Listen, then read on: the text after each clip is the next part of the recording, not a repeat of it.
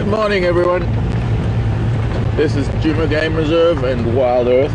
We are coming to you live this morning, beautiful Saturday morning. My name is Mark. I have Vim on camera with me today. Alex in final control, and the other usual suspects are out as well. Scotty D and Mr. Brian and Thumb.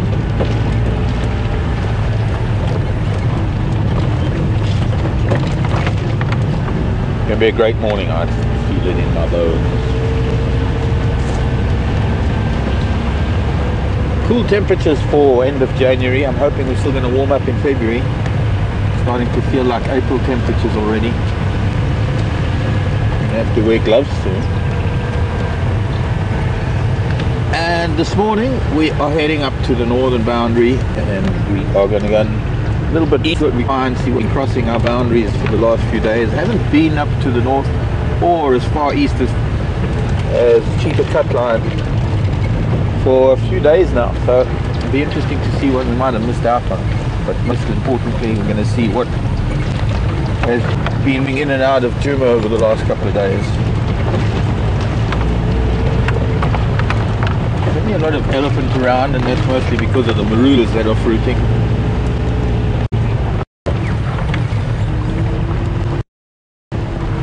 So I'm hoping we'll get to see some ellies too today.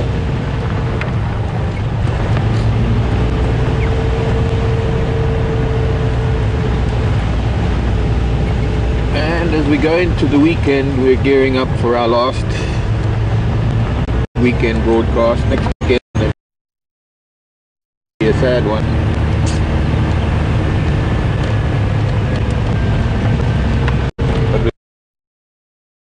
But we won't think of that right now. We won't dwell on what next weekend is going to bring. Spider webs. So do contact us if you wish to send us emails or questions. So questions at WildEarthTV, and also you can send a tweet, or you can tweet us at #SafariLive. We'd love to hear from you. We'd also like to know where you are in the world, what part of the world you come from.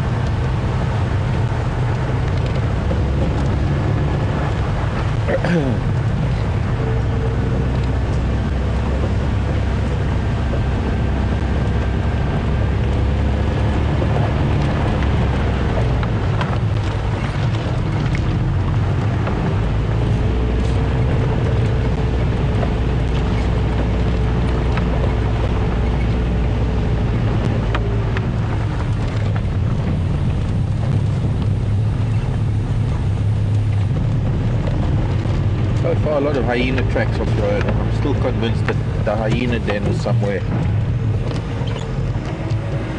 on this road. Gallagher shortcut. Been an elephant here too, going back the other way. Might have been one tracks were on Butelas Road.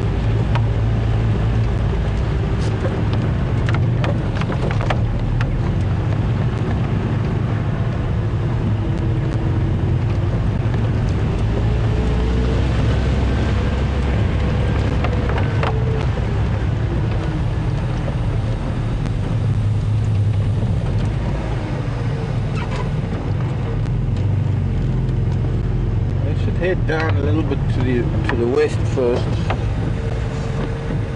I don't want to miss out on anything down this end.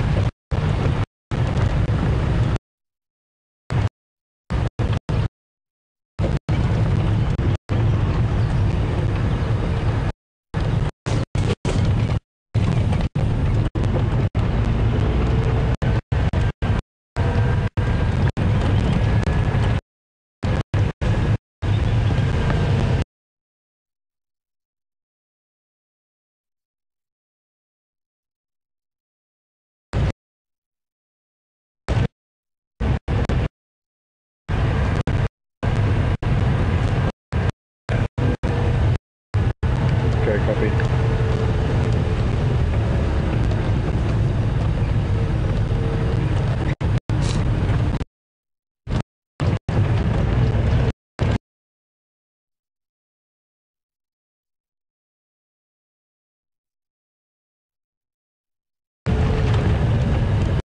I think I'm just heading to the big westernmost, more or less our westernmost, northwestern corner that we can reach. We can get a little bit further west, closer to the gate on the access road. But it'll be a good place to start. Head back east here.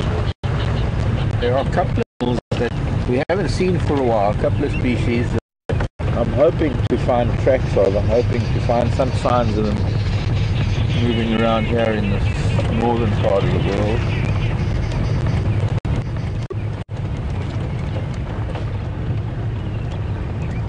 One of them's a dog and one of them's a cat. One of them comes in numbers and one of them, it's the dogs really. I want to see where the local pack of dogs have gotten to, see if they might have been moving around this part of the world. Also to see if there's been any Kita anyway. Hello Hiti. Sorry, any Kita anyway. Hello Hiti. Sorry.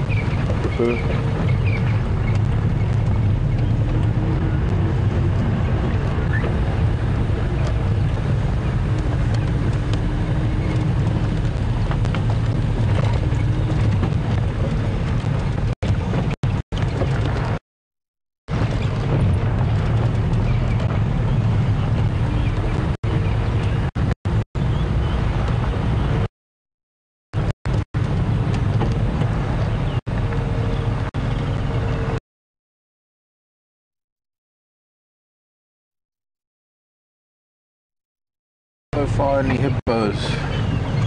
Not really expecting much of the water on a cool morning like this, but there is a lovely open area here and there's a chance of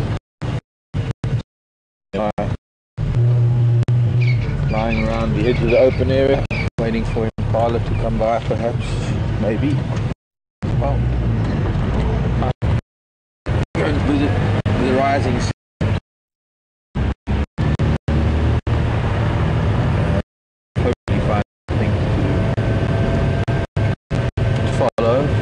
Follow or something to talk about.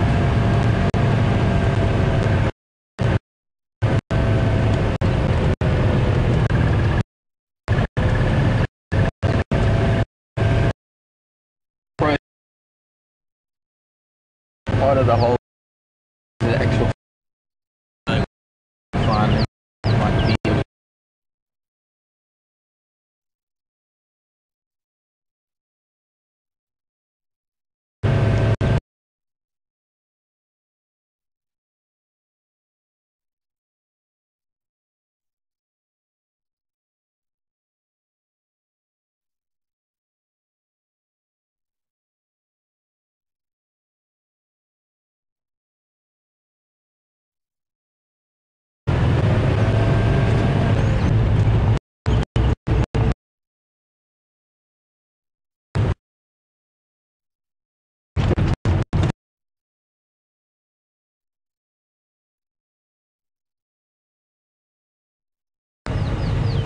The drongo by the looks of things.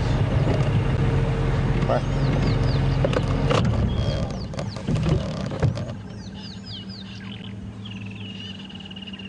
Don't know if you can hear the sound. Really lovely light on it.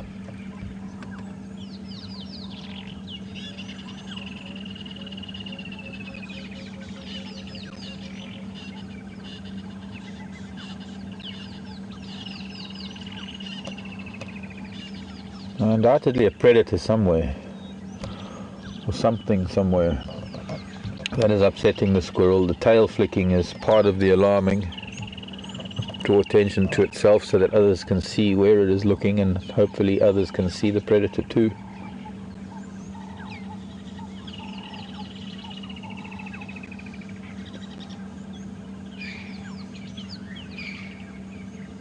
Not too frantic though.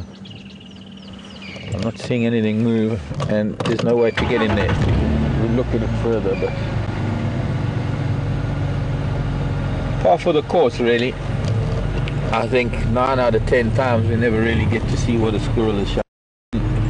When I'm at home, all the squirrels that live around me can wake up in the morning and they can be shouting their little heads off. I'll walk around for hours looking for something and there's nothing. I can't see what it was they were shouting at. Sometimes snakes, sometimes maybe just another rival perhaps. But when it's a leopard, they get the intensity of that shouting, the alarming changes.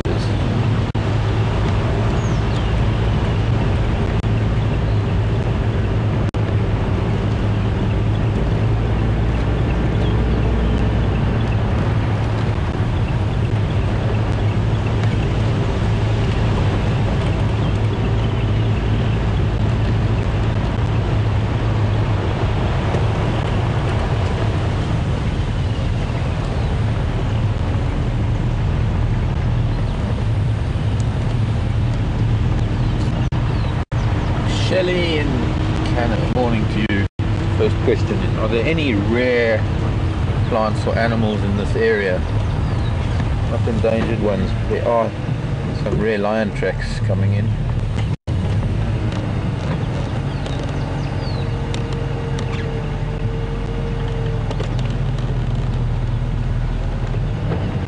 I have to think about that one, Shelley.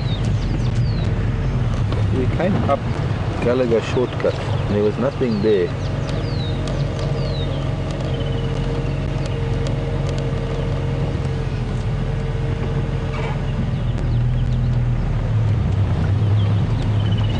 So I need to,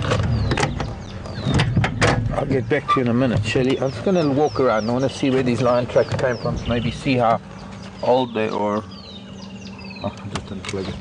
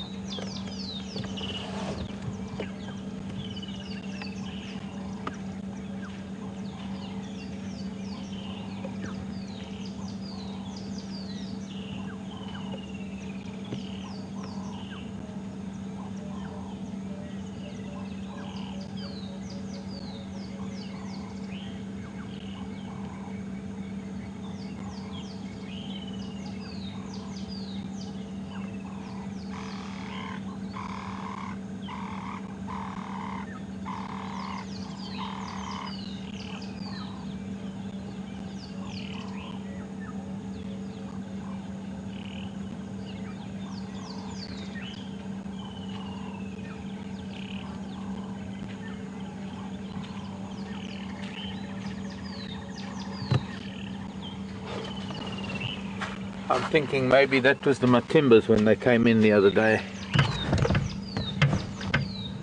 to kill that buffalo. Look fairly fresh from this angle, but there's so many other tracks. There are elephant tracks, genet, hippo, hyena. There's so many other tracks that are a lot fresher on top of the lion tracks. So that was probably where the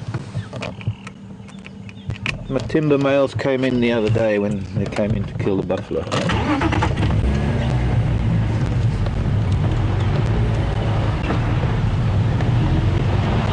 try.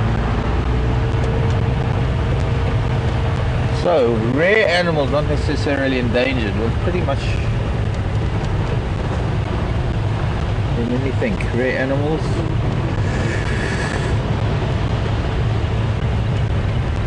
couple of nocturnal species of animals. I guess because we don't see them, can we consider them rare, or is it rare because there aren't that many? Things like the striped polecat, also known as a zorilla, for one. A lot of snake tracks, by the way. Just the third snake track I've got in the road in front of me. Third one I've seen in a couple of 100 yards.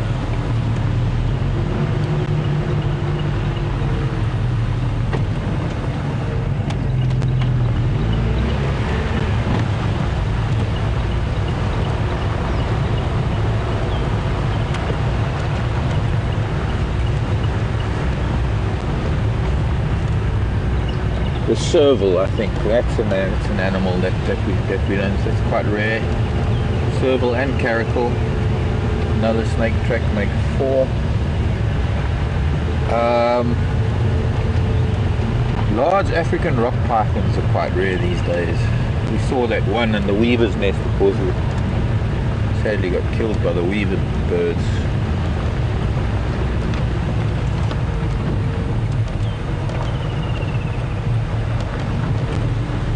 Plants, rare plants. Well, we've been seeing some flame lilies, which are few and far between. There are a number of other flower or ground-dwelling plants that, while they might not necessarily be rare, their flowering sequence depends a lot on, or rather their flowering depends on the sequence of weather that happens. Whether there is rain and then cloud for several days. I mean, orchids, for example. I'm sure there are a number of, at least a couple of ground-dwelling orchids, but if there's too much sun, they're not going to flower. There's too little sun or too much, I don't know, too little rain. There's some plants that are so dependent on very specific conditions that they can go for years without flowering because those conditions, or that sequence of rain and cloud and sun, hasn't happened for them. Some of the lilies,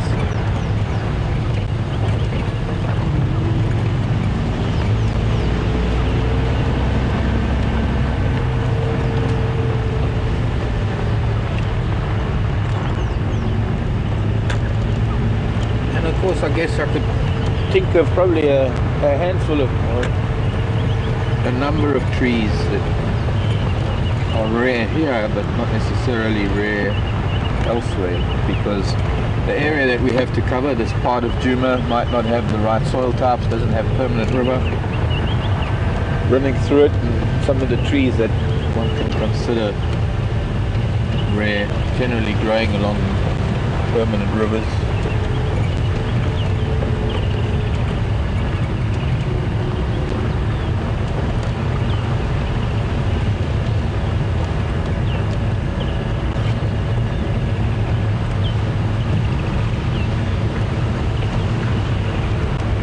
Spider webs, the brush for healing. Hippo tracks.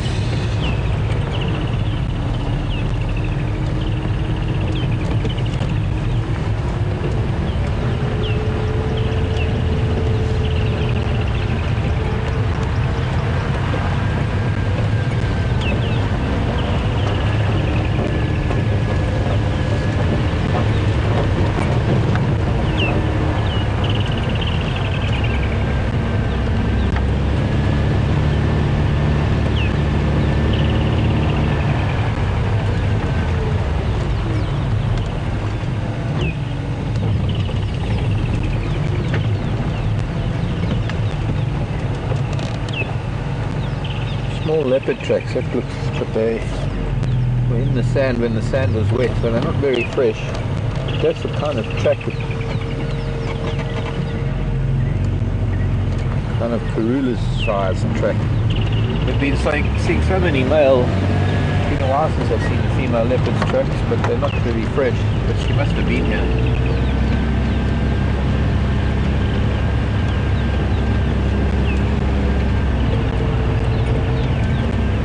Last couple of days.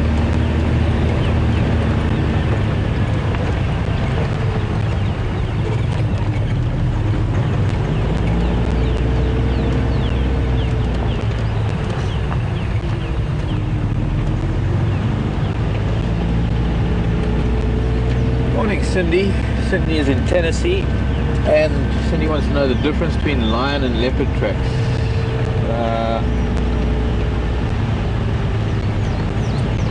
Mostly size, Cindy. Lion and leopard are completely. Lion's twice the size of leopard. Their tracks are very much bigger than a leopard's tracks. Now, there are other subtle things. I think if you look at forgetting about size, if you look at the shape of the track. If you look at the whole shape, maybe draw a line around the edge of the track, you'll find that a lion's print tends to be more egg-shaped than round, and the leopard's print is more round.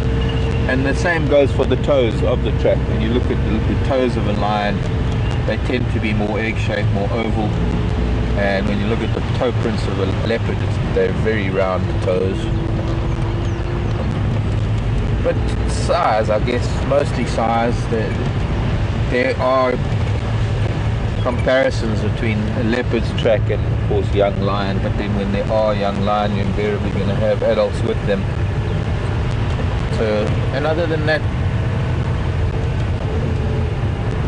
because leopard tend to move around on their own a lot when they're with cubs, but when they're moving around on their own,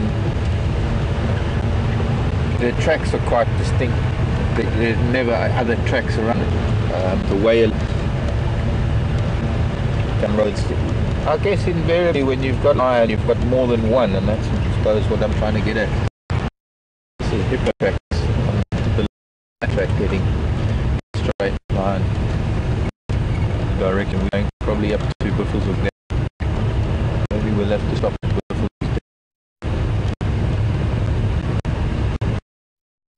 It's solitary, but they're going to be adult lion, and that's going to be far bigger than any leopard, so there's no mistaking lion and leopard.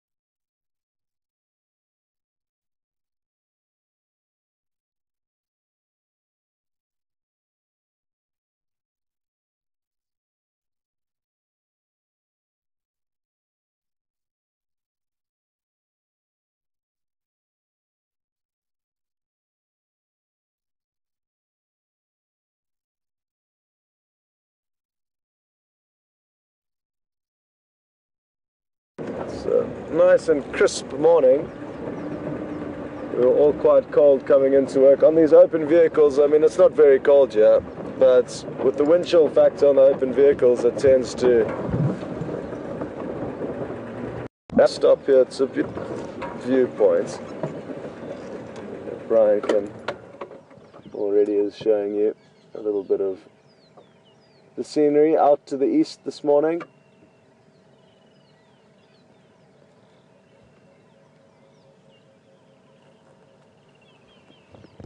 And thankfully the weather continues to look after us.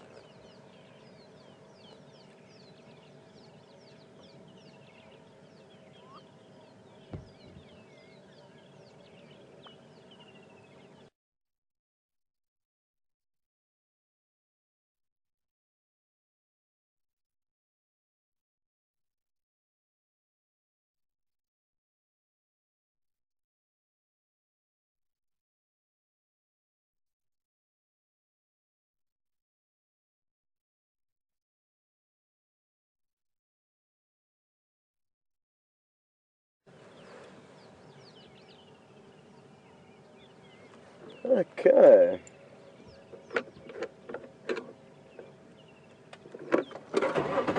Like I say, or said, these might not be his tracks. These could be Mvula's tracks.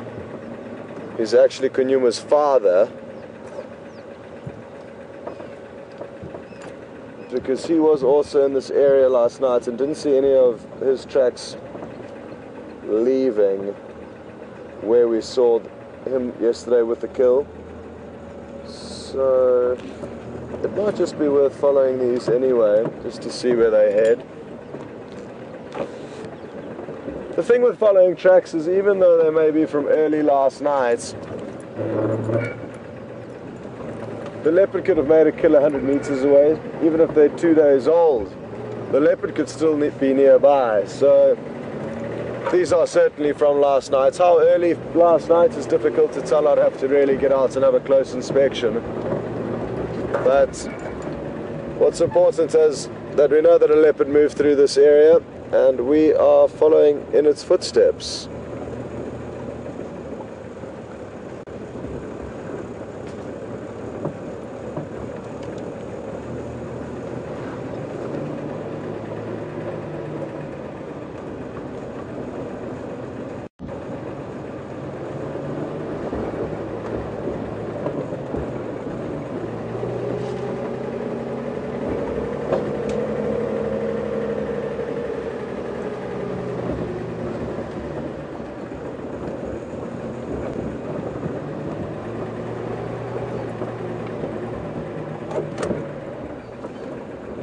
Where did he decide to head at this four-way junction? Has he continued straight? I'm guessing he would have continued straight. If we don't have any luck with that, we will try that next road up to our right. Yeah, there he is. Okay, so he does continue straight. We are approaching a boundary of ours, so that is something that we need to bear in mind.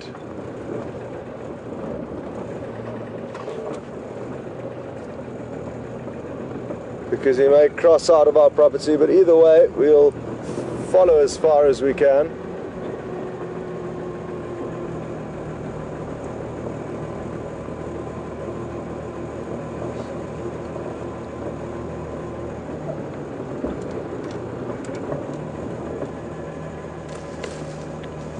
Just had a question through from Chantal in Quebec. Good morning, Chantal, and welcome on board. Chantal is asking how we would establish whether tracks are fresh or old, and it's a good question. It's not easy. There's many different things you can look into, but one of the first things you look for is the clarity of the track. You can see and imagine if a human's walked down a road, you'd be able to see the definition of the track and the toes and certain parts of the foot depending on the sand. But the fresher, the more definition you'll see in a track, so that's one way of looking into it. And then another thing you can look for is whether other animals have passed on top of the animal that you're tracking. That's a good way of being able to establish whether tracks are fresh or not. If a nocturnal animal has walked over, or if a bird that we know is awake early in the morning, for example, a Cape turtle dove, they're notorious for walking down the roads early in the morning. If their tracks are on top of leopard tracks, then you've got an idea that the dove was there, obviously, before the leopard was. So you can guesstimate that there has been some time that's passed. But not easy. It certainly is not easy to establish accurately how fresh tracks are. I wouldn't be able to do it very accurately. I think some of the master trackers who sit up on the bonnets of the vehicles and have been doing it their whole life, they're in another league, and they could well be able to tell much more accurately how fresh tracks are. But yeah, a lot of people that say it's more of an art than a science, tracking, and I couldn't agree more. It's It's a tricky business, but there are some real maestros out there.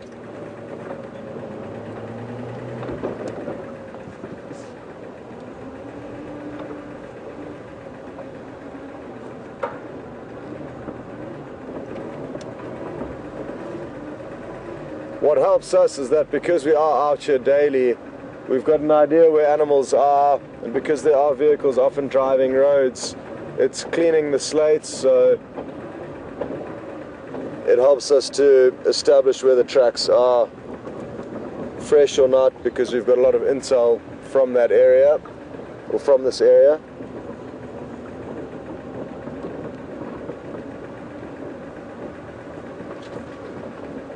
The thing that I love about tracking is just imagining the leopard walking down this road, or the lion, or whatever animal it is you're tracking, while you're actually looking for it.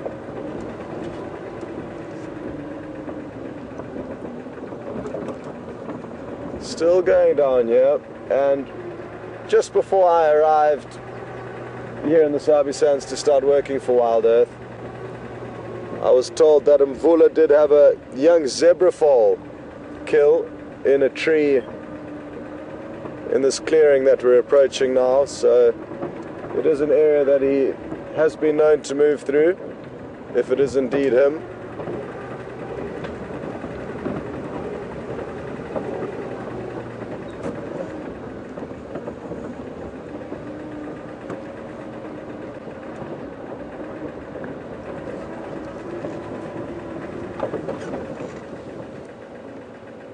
Over here, I wonder if we're going to be able to show this. It would be nice if we could. You can see where he would have scent marked in this bush. Oh, it's going to be difficult.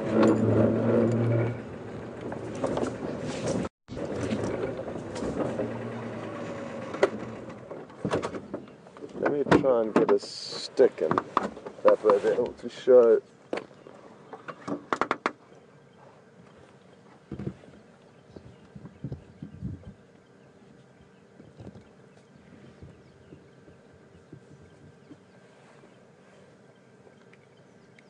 So, if we start with this track over here, you got that one? I can't see it. Can't see the track? No, this is in the way. Okay, and this one? All in the way. Yeah, that one's okay. So here you can see he's walked from here, another footstep here, and then he would have taken a few more steps out in this direction, but he's facing with his back into this bush, and he would have scent marked into this bush, and then this track here. So you can see where he's come in, scent marked against this bush and continued.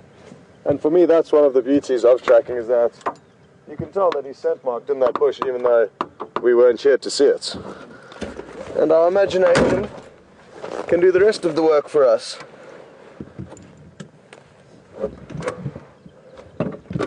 It is something that, along with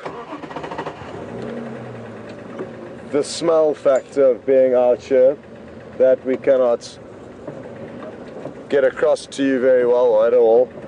But the other thing is the arts of tracking. It's something that you do need to be here to be able to be involved in. It's very difficult for us to incorporate you in that aspect of the experience, sadly.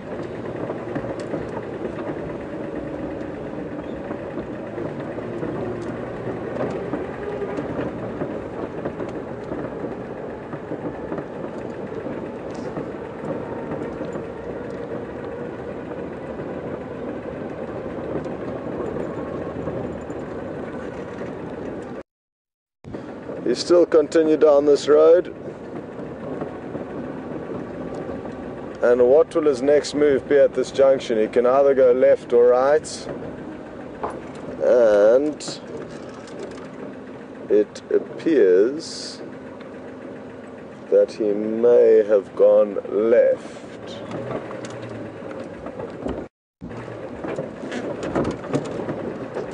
Yeah, he's gone to the left. No.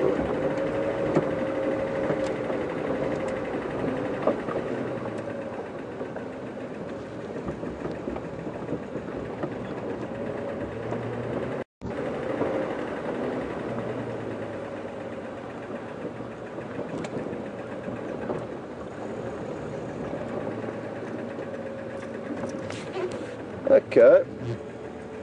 I'm just going to let the game drive stations in this area that he's moved into know where his tracks are crossing over the boundary, and then we shall return to where we actually found these tracks and have a look for Kunyuma over there. Good morning, can anybody copy me?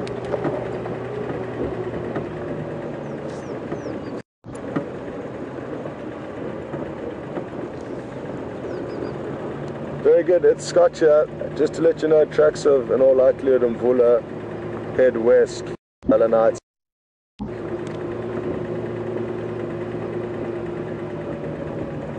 Copy, no other updates this side as of yet.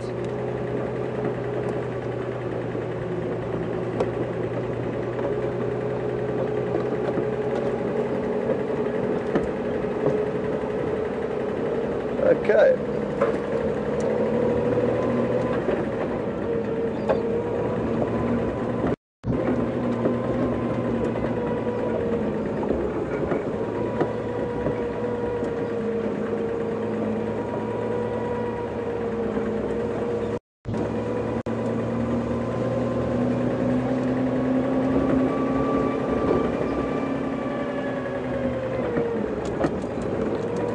It's a pity that he did cross out into that area, and therefore we can't carry on following those tracks. But at the end of the day, it's all good, because by keeping track of all these animals collectively working together between the different areas, we can therefore help one another and keep track. And they might be desperate to find some leopard tracks that they can get their trackers onto this morning, and that set of tracks there might be exactly what they were looking for. And the same goes for us. They will call us and let us know if tracks of lion or leopard are heading into our area. So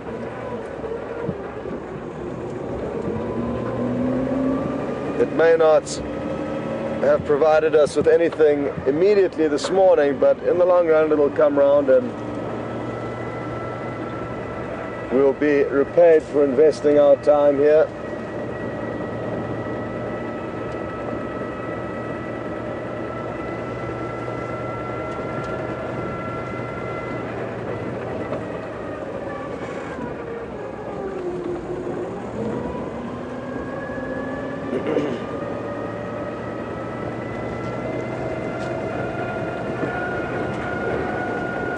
So I'm fairly certain that these are actually Mvula's tracks, considering where they've headed. We know he moves there. Excuse me. Whereas Kunyuma would be less likely to go out there.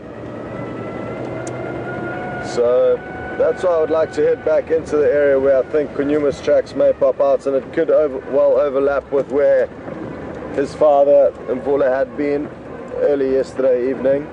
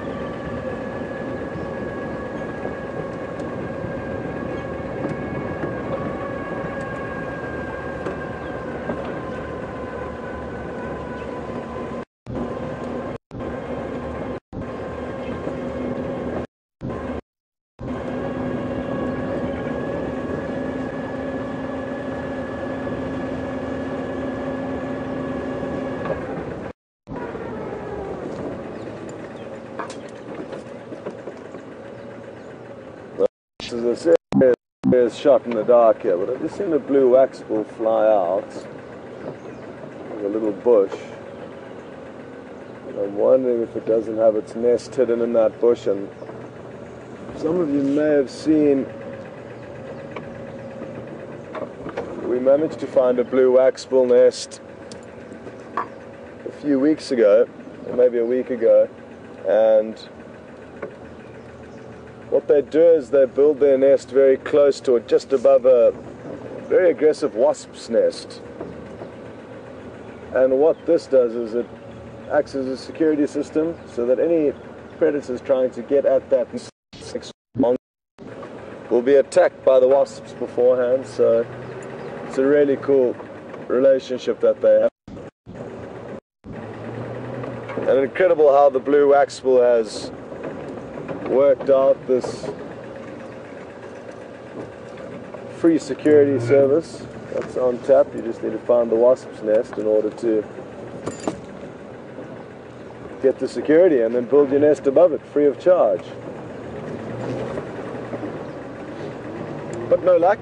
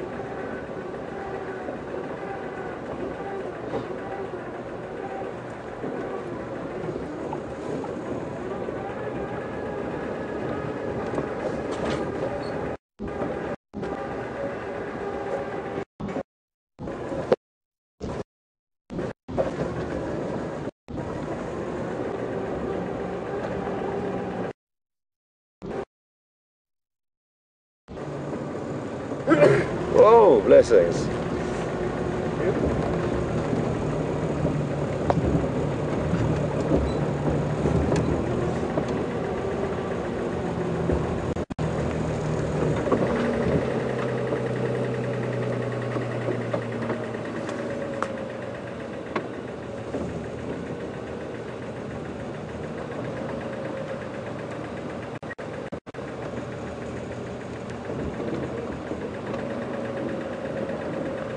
Just got a question through from Raisa mentioning that she's seen in a photograph of mine that it appears that Kunyuma's feet or pads are slightly deformed.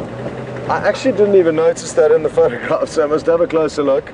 But yes, you can tell in perfect substrate or sand, if leopards or lions do have a slight deformity, you can often note that and know exactly which animal you're tracking from that deformity. There was a leopard that we used to follow in a lodge where I worked in the southern Sabi Sands that had a funny toe that we could distinctly see or pick up in its tracks and therefore know who it was that we were tracking for almost, or certain, guaranteed. So that's a good question and good point, and I look forward to looking at that photograph to have a closer inspection.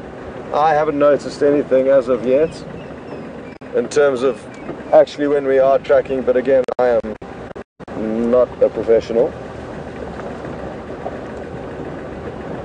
Some shiny, fresh elephant dung in the road. Sadly, this elephant has already passed by, judging from its tracks. But from early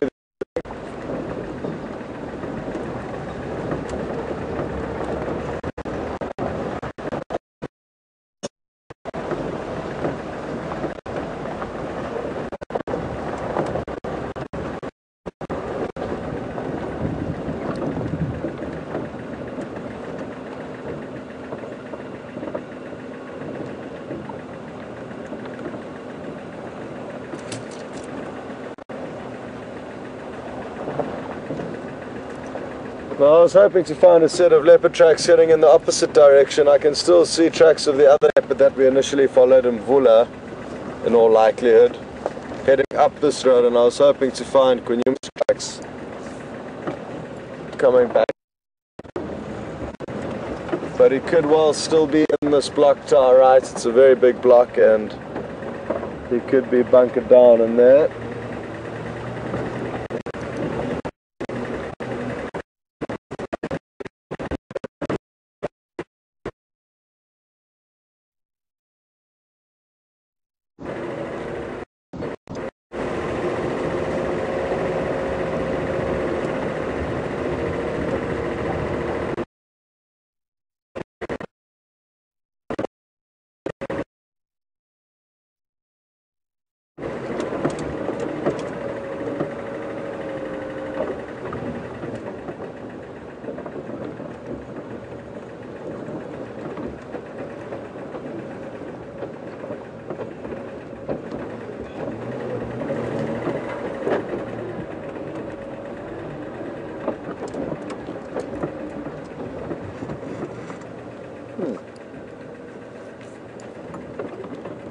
just seen a little interesting bug.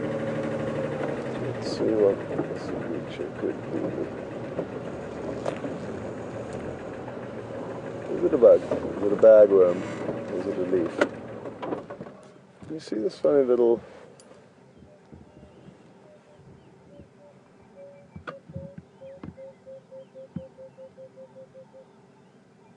No, that just looks like a dead part of this plant. A dead leaf curled up. A major false alarm. I thought it was an interesting bug of sorts.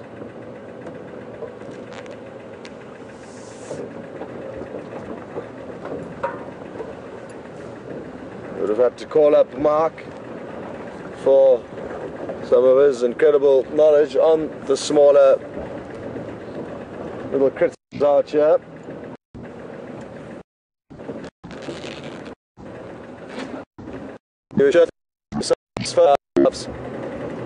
Yesterday after we running drive when we found that very interesting twig wilter bug, and he was showing me some of his photos of the strange little critters that we get out here, and he's got some incredible shots of different little bugs and insects. And it's the bugs and the birds and all the small animals that once you do take a closer look at them, you really can find some incredible beauty. The tricky thing is simply that they are so small, so very easy to overlook their beauty.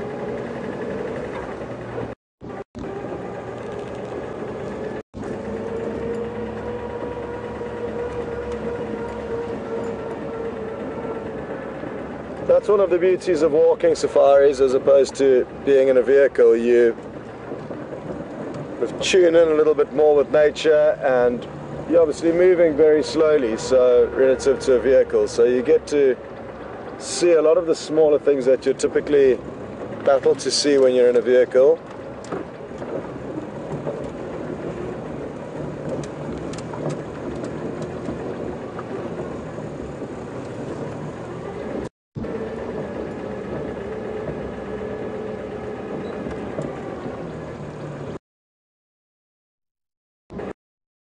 And smaller animals, insects, even smaller plants, and then you also get the adrenaline from walking around an area like this, even though the chances of something going wrong are really small actually, especially if you're going around with somebody who knows what they're doing.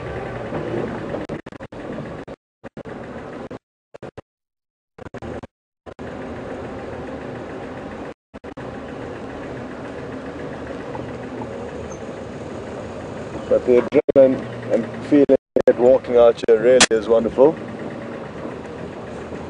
Even if a little bird flies off a Franklin,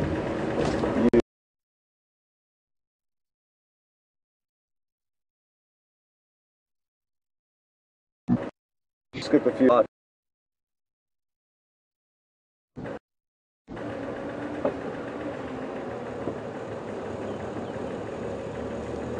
Oh, look at this tawny eagle.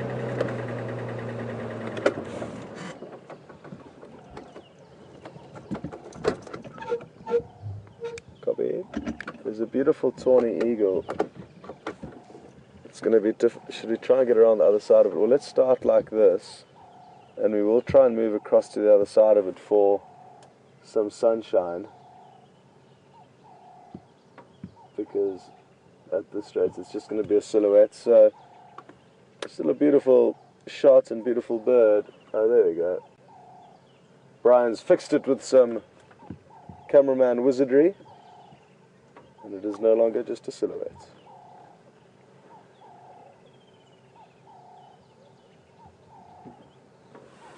So this is the area where the buffalo kill that the two Matimba males made was lying a few days ago, and there's obviously still a few scraps here that these birds of prey are gorging themselves on.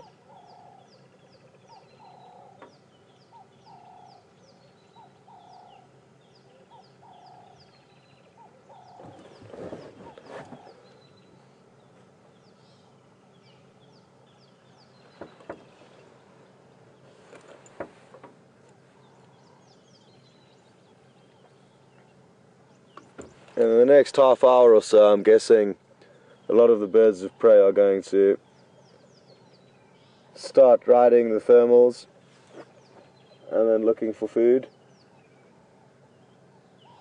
Especially on a cooler morning like it has been, they wouldn't have attempted flying until things heat up, and it then becomes a lot easier for them. As the hot air rises off the earth, they catch free rides along with it, thus conserving their energy and making us here down on the ground very jealous with their ability to be able to soar effortlessly through the sky.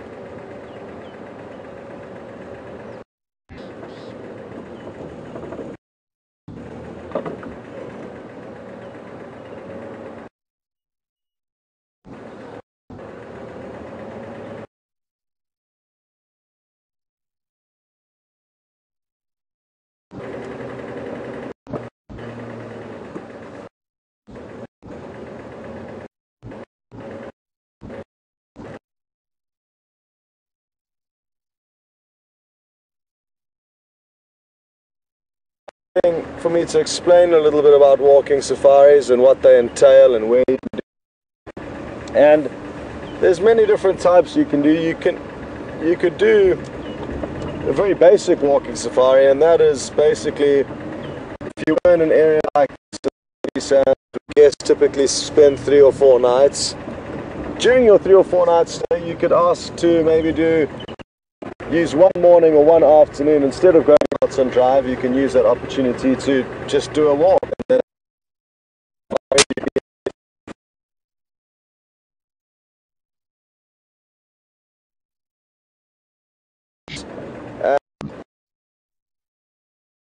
walking safaris, we are actually covering quite large distances. Well, not large distances, but maybe 10 miles a day at least, but it all depends. It can be fine-tuned as you like it, and there you can walk from camp to team, setting up, breaking down your camp and setting it up at the next point that you walk to, so you never walk the same area, which is really nice. So you can do those kinds of walking safaris based out of semi-mobile tented, mobile tented camps, but still quite luxurious. It's incredible how comfortable they can make the tented safari experience these days. So that's important to realize. It's certainly not roughing it. You'll have showers, and even if it is out of a bucket shower, you'll have hot showers every evening. And a sit down, it may be a lot, but you'll be sitting down comfortably. That's the other end of the spectrum, and there's obviously everything else in between. So you can just do one short walk when you're out on safari at a place like this. And most camps do have guides.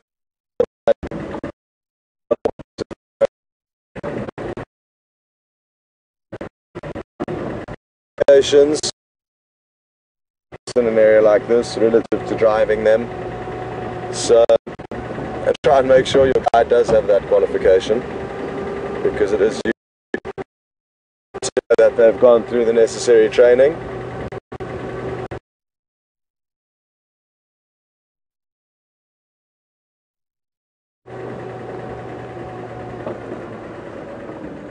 And what you encounter along the way, it really depends. In terms of your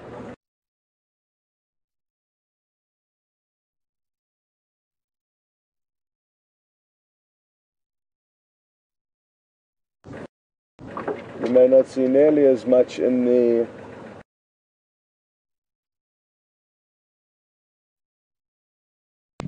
tracking and flowers, the different things that are easier to overlook when you are driving around. That's where you gain a lot of enrichments. And if you do get a good sighting or an encounter, with elephants or lion or rhino, any animal that is large and impressive and dangerous, obviously you get incredible memories and a serious adrenaline rush from doing it. So there's different aspects of, or there's aspects of walking safari that you won't get on the driving safari and vice versa. So it's nice to actually combine them. My ideal clients on safari would go on a morning walk and an afternoon game drive. If I could choose, that would be my ideal way to spend a day in the bush, because then you've got the cool morning when it's fresh and it's a good time to track animals on foot and just be out there exploring. And then in the afternoon go out and maybe ideally look at what you found on foot in the morning with the vehicle, and then be able to take photographs and be able to get a little bit closer to the animals without them charging you or running away. I'm just going to have a quick look in this dead tree here. I've seen a go-away bird fly awkwardly out of it twice now, and I've got a feeling it may have a nest in here. But I don't understand where, because it doesn't look like there's any good cavities, but I'm just going to have a closer look, because I've noticed it do the same maneuver twice.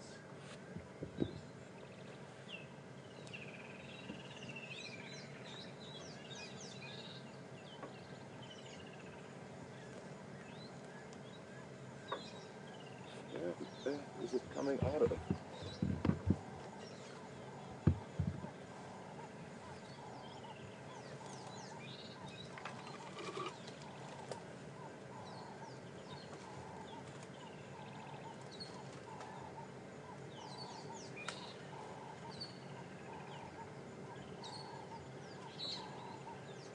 No, I must be dreaming.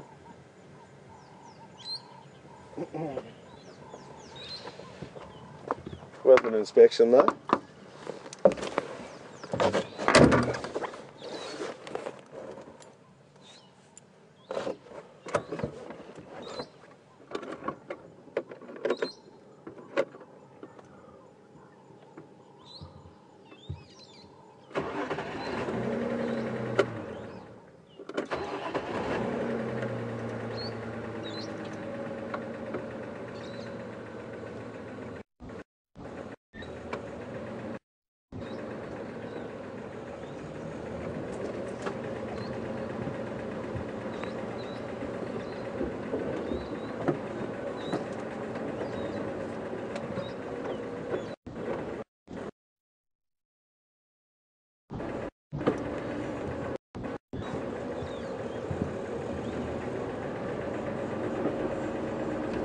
Can you hear some parrots calling? Oh, there one just flipped.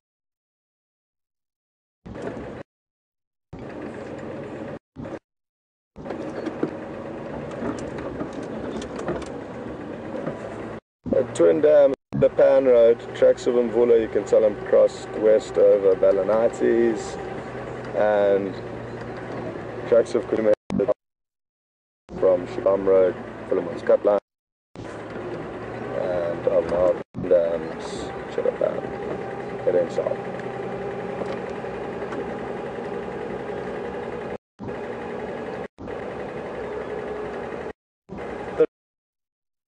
Quite a few spots this morning.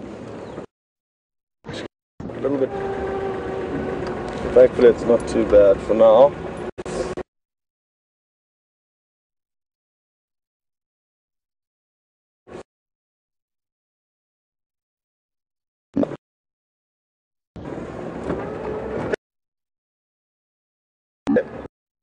Next.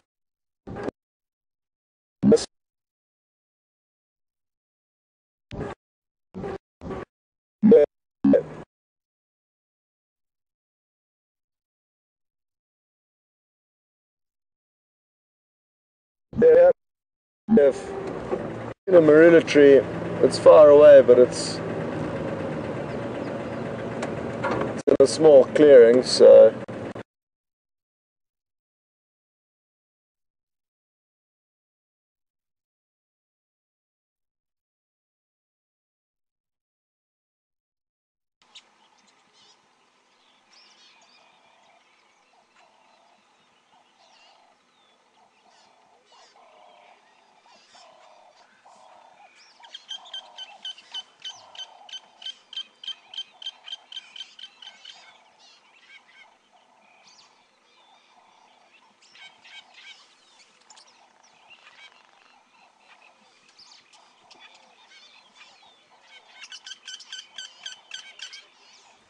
Hello everyone.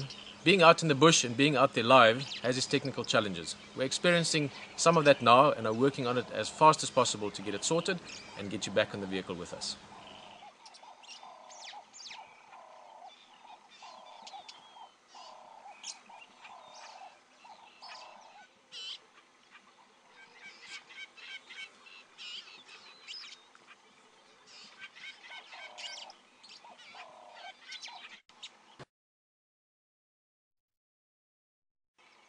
A very peaceful morning for us so far. Now heading to the eastern corner of Djuma, and we did encounter an elephant at a time when we had lost signal. What happened was we went through a dip. And there were a couple of hooded vultures sitting in a tree, so I had to investigate a little bit further, and funny enough smelled leopard at the same time. Well, actually I smelled the leopard first, and then I saw the vultures. But we didn't really find anything except our friend, the floppy-eared Ellie. And sadly couldn't get a signal from where he was. And he also went into that same drainage line.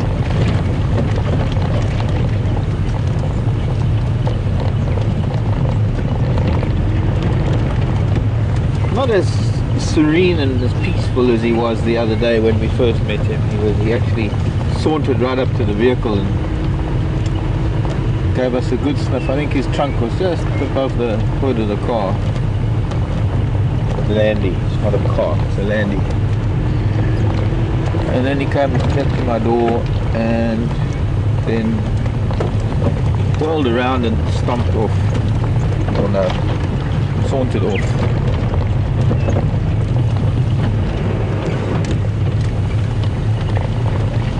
I believe there is also another big bull elephant up here on Cheetah Cut Line that was giving one of the vehicles a bit of trouble. I'm expecting he's followed a breeding herd into Torchwood.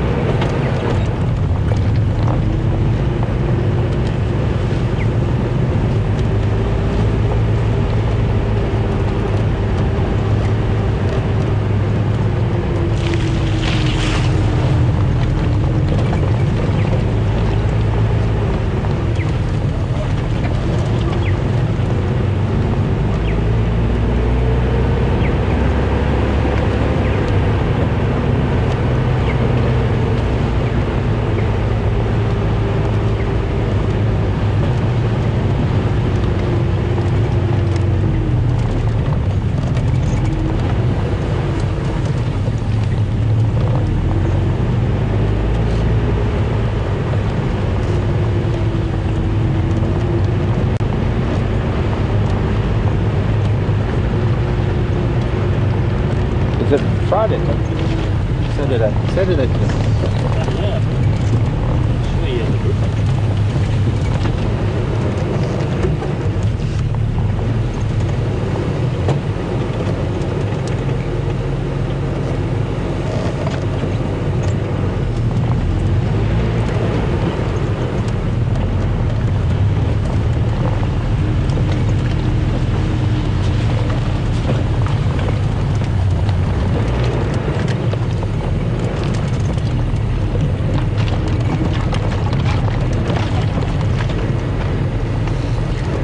None of the tracks that I wanted to find have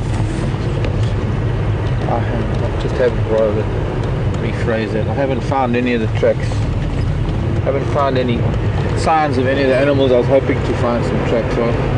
I can see tracks of a vehicle that's been reversing all the way from Central Road. One of the guides had, I think it's that very big bull that we saw coming in camp yesterday morning. Did pretty much the same thing, put his head over the front of the vehicle, drilling in full must and quite frisky. Very high testosterone levels, up to 50 times the normal levels of testosterone, and running through an elephant's body. And there is his dung. Looks like this is where he stopped running after them. He's here somewhere. I don't particularly want to encounter him after he's been chasing a vehicle.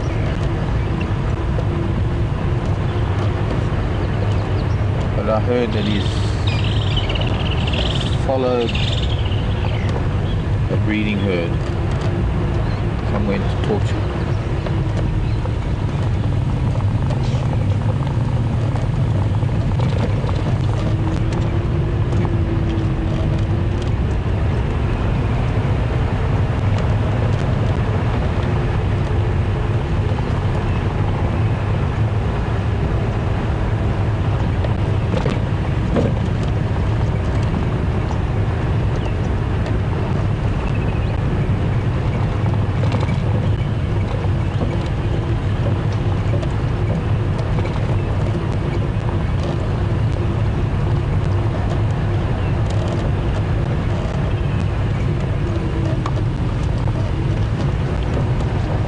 Where was that from?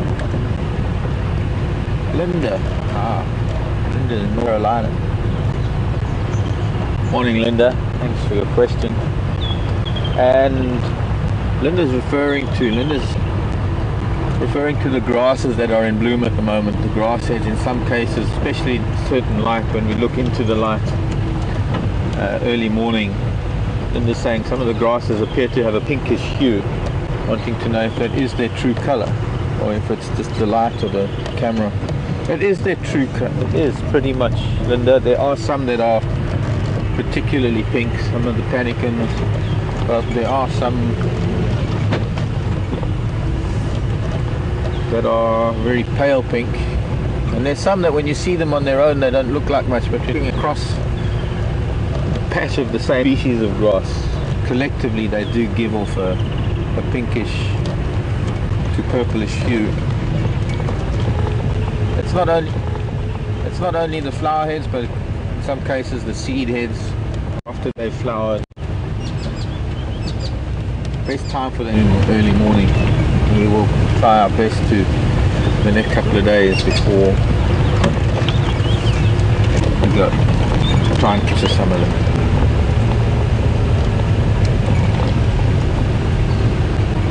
There's an eagle.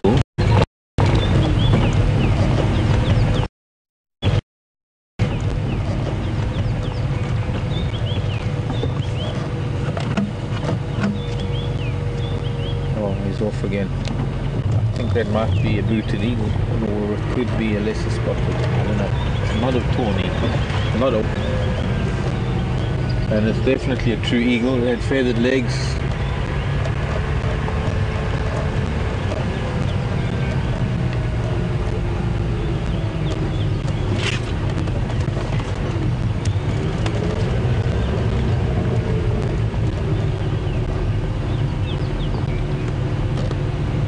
But I don't think we're going to see it again.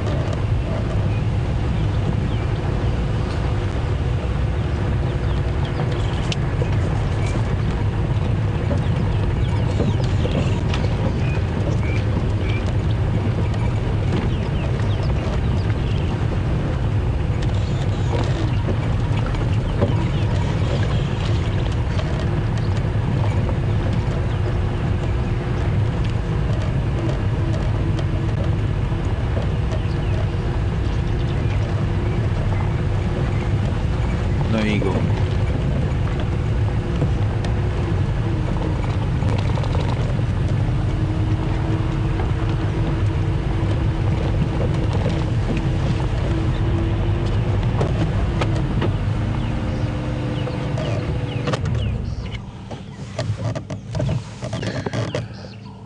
Rare opportunity to get a fairly close-up view of a magpie shrike.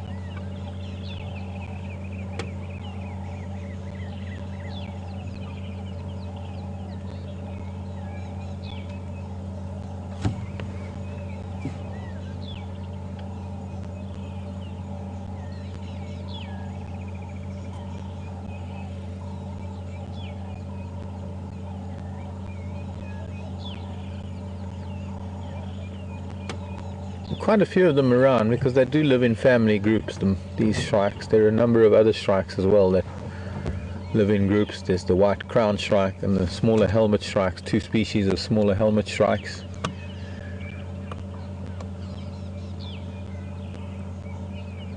And I can see some members of this family dotted around, each of them on a perch, hunting from a perch. The shrike family tend mostly to hunt from perches and snatch things on the ground, or that looked like it was had a bad leg.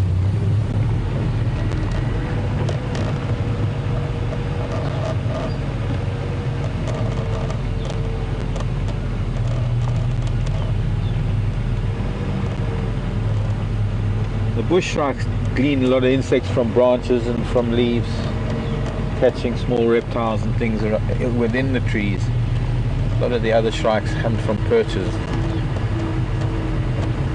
And there are even the odd few shrikes that impale their victims on thorns. And while a lot of people believe that it's for storage for later consumption, I believe it's at times when there is excessive supplies of food, a lot of insects, a lot of grasshoppers, a shrike will demarcate its territory by impaling insects. Mostly the fiscal shrike that does that, not many other species do.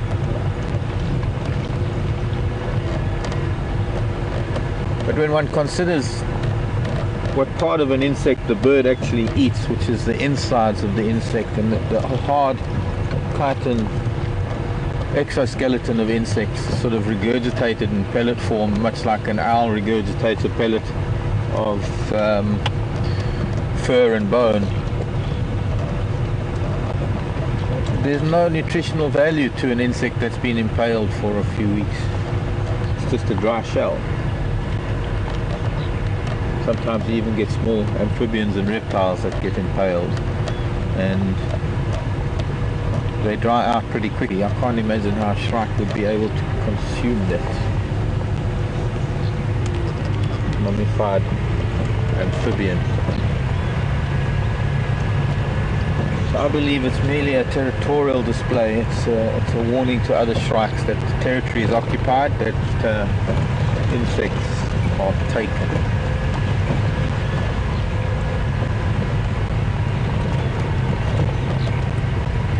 Oh, Ellis.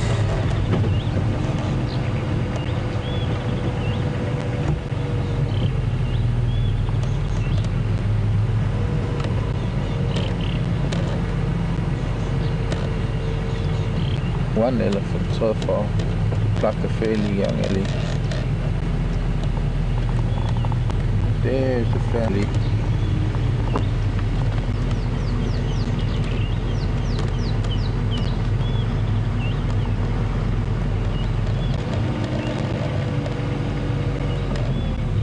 Get to see them. You can see a female and a calf, pretty thick here.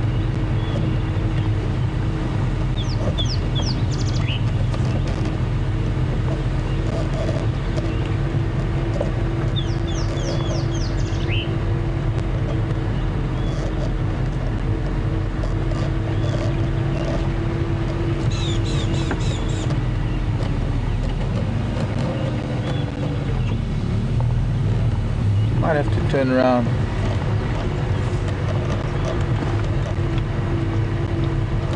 See if we can find them. I think we might be able to get down Bachelier Road. Turn around, go back and have a look.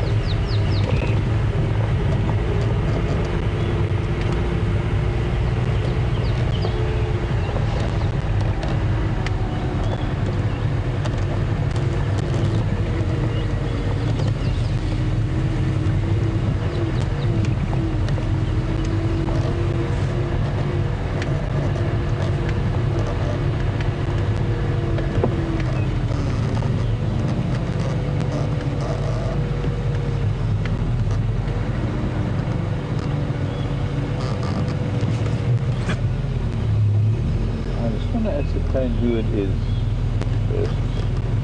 I can get a view of her through that tree. Not really. Let's see.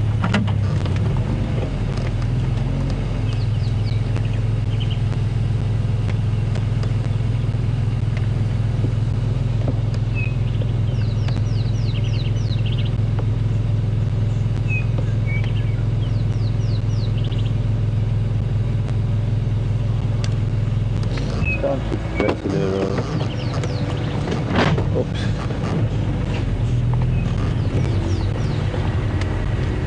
Sun might not be the greatest, the angle.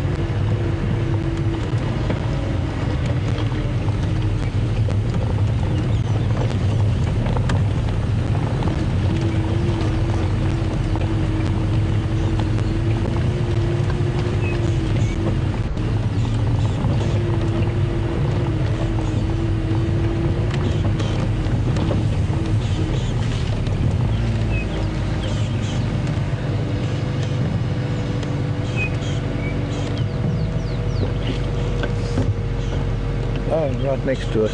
Hello, little one. I'm watching this female and there's a little one right here.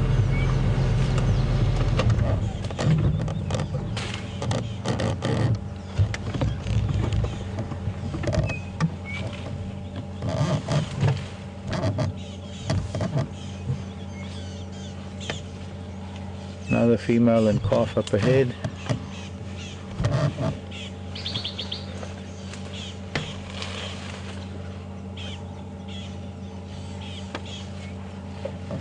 I think this is a young cow.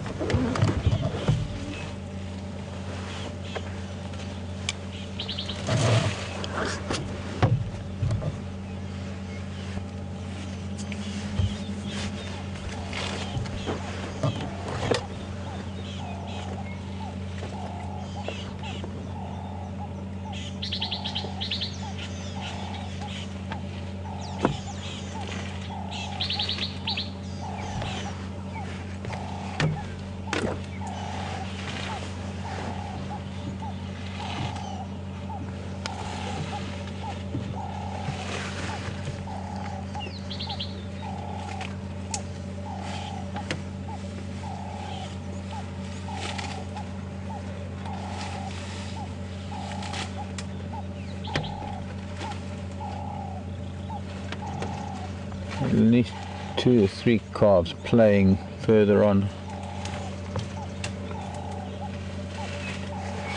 And just quickly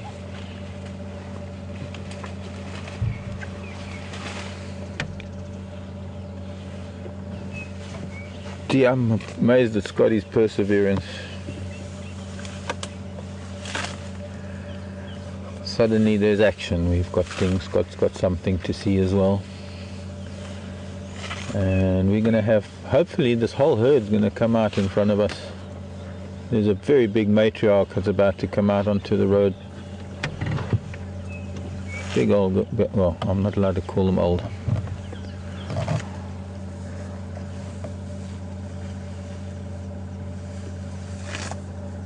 Maybe she stopped.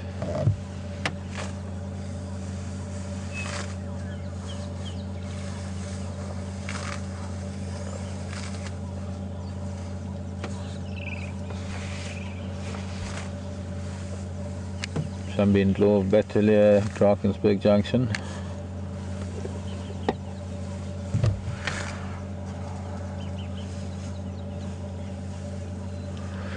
She's eating a lot of grass, this one, on the side of us. Should we try and creep down a little bit? Don't want to startle her by starting the vehicle.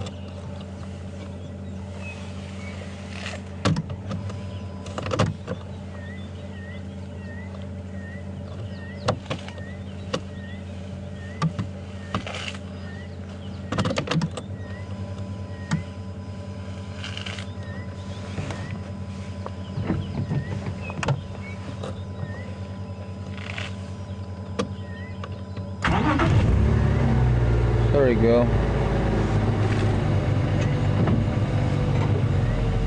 Okay, Scott's got something on the move, so we'll see you shortly. We're switching over, but Scott can come back to the Ellies. We've got some calves here that'll be playing. Off we go to Scott. I'll see you shortly.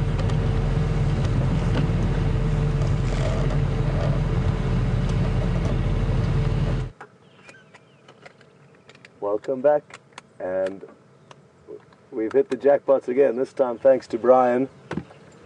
Brian spotted this beautiful spotted cat. I'm guessing it's quarantine, but we will let the professionals amongst you, the viewers, put forward your thoughts as to who you think it is. We've just got here, we've just found him literally a minute ago, and really it's been such a quiet morning for us, and then boom, jackpot. So our ridiculous luck continues. It looks like he's just laid down, which does actually suit us, so at least we can get a good view of him. There are some thick areas here that if he did head into, we would in all likelihood lose him, so I'm quite happy that he has decided to lie down. And just before we found him, I was thinking to myself, I wonder what the leopards are doing. Thinking back to yesterday with Kunyuma, I mean, yesterday we did follow him through some quite hot, when the weather was quite hot, he was on the move, so there's no rights or wrong, but it is interesting that I was thinking about it just moments before we... Hello, boy.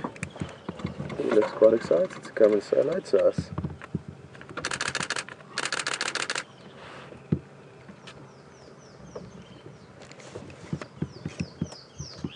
He literally ran up to us to say hello. Wasn't that beautiful?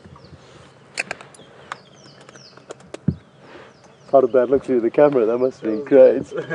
Awesome. Well, I didn't get a close enough look there, even though it was a close look, to tell exactly who he is. But a young male, and the reason why I think it's quarantine is simply because of we had tracks of his brother heading yesterday evening, well rather this morning, from where his brother did head last night. It was in a different direction to where we are here.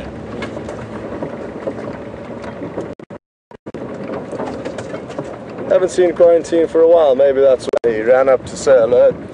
Maybe he's been missing us, not likely. But nice for us today.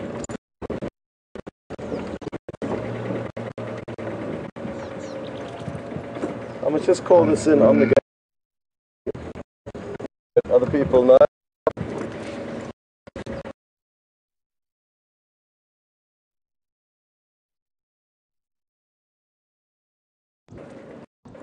Just his mobile now. Weavers.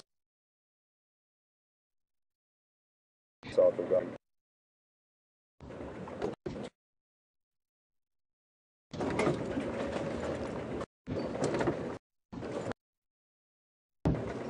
Not sure on the left, Brian.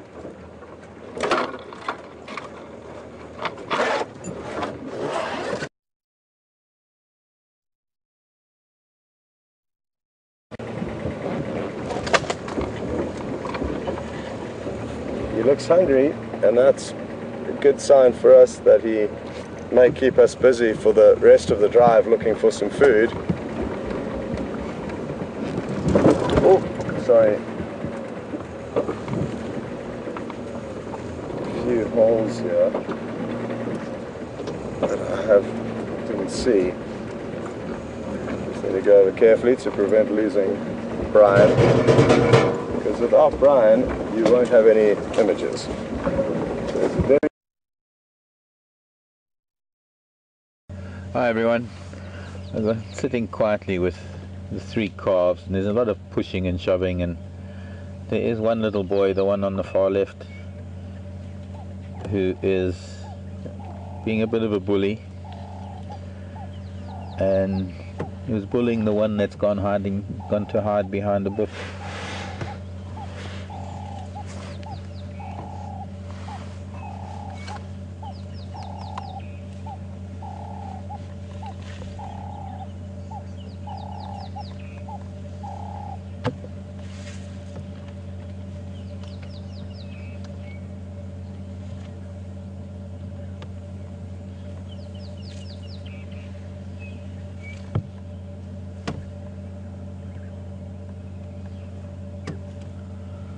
There are quite a few elephant around us. I can see the tops of trees shaking. There are some ellies feeding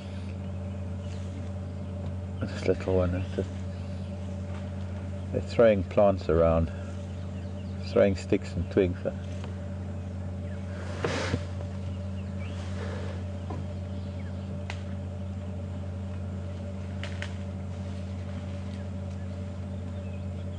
He's having his own little game.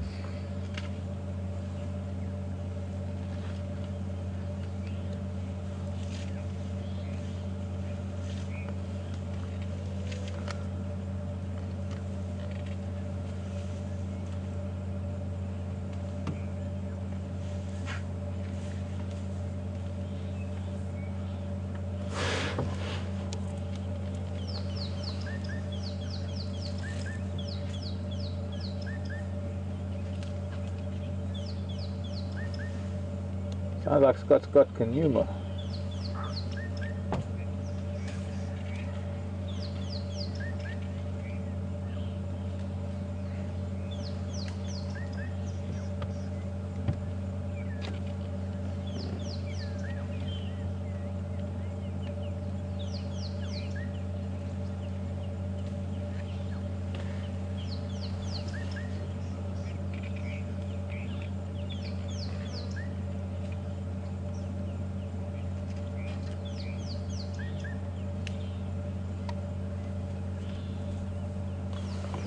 Probably about I'd say maybe a 4-year-old. 3 or 4.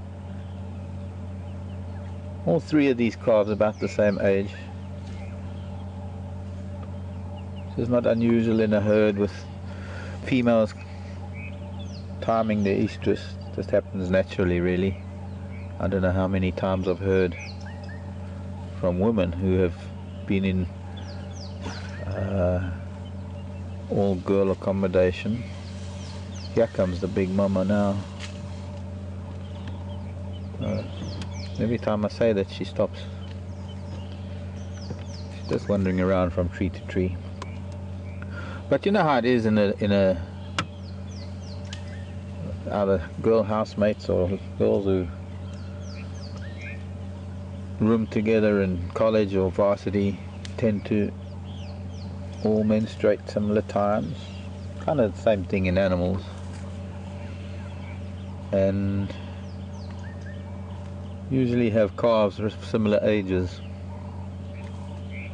in elephants.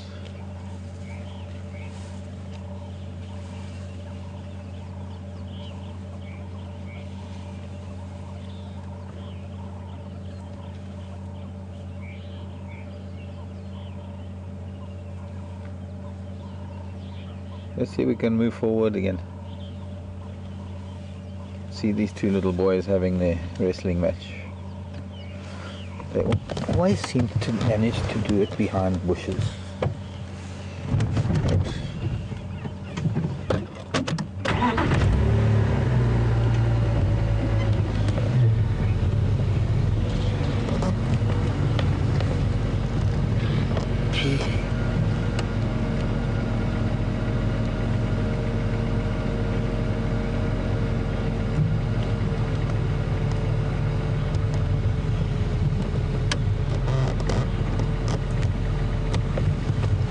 About the best we're gonna get.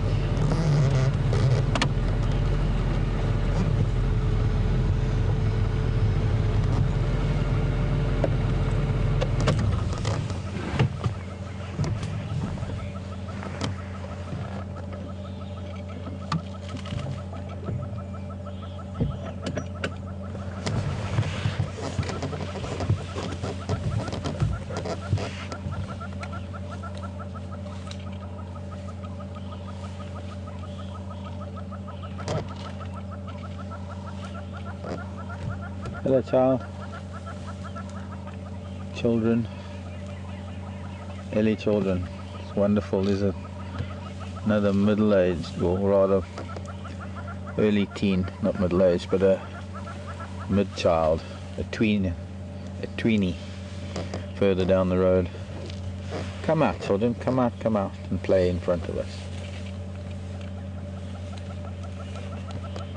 come and say hello. There's Mom coming, one of the big ladies coming out at the back. She's a lovely big cow, probably coming to see what the children are up to. Tell them to stop playing with the car. Yeah, I think she just called them away.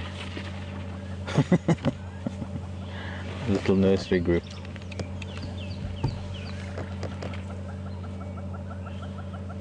He must have said something because they're following her.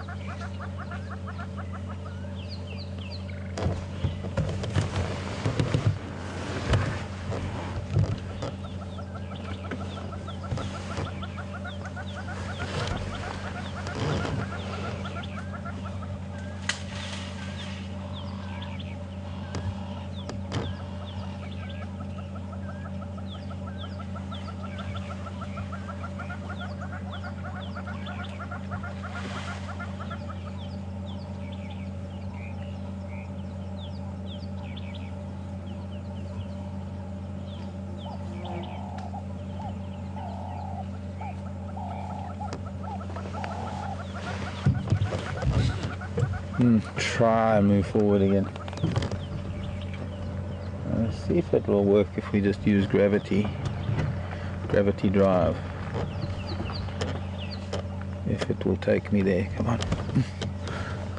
Forward. Guess it's not working. Need more gradient. But yeah, I see that. Just moves them deep into the bush. Sorry kids.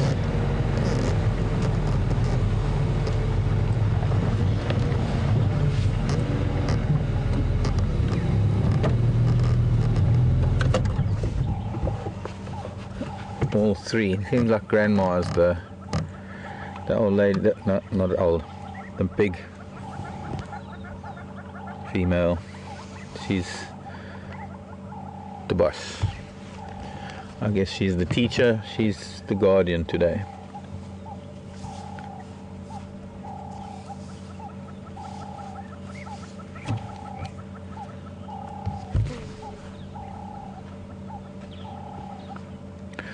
Quite a big girl too.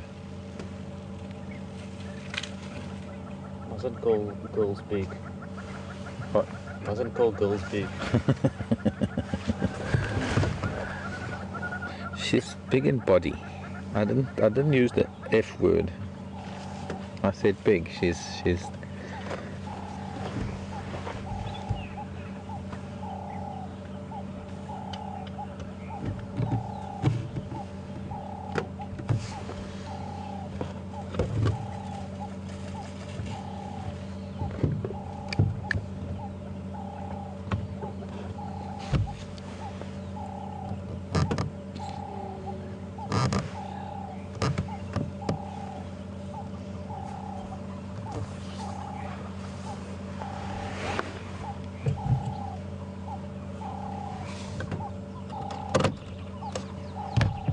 lovely experience.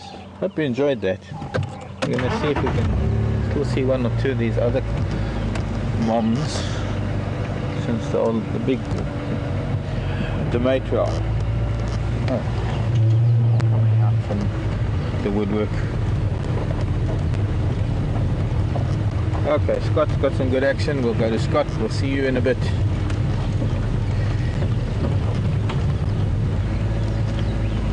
One of the tweenies. We are still following this leopard, and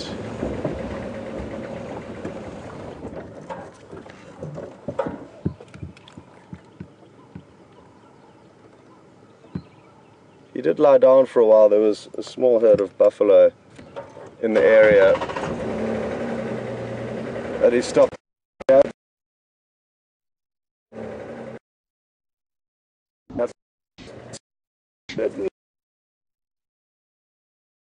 So now this area he's heading into, I think we can try and relocate him when he does cross through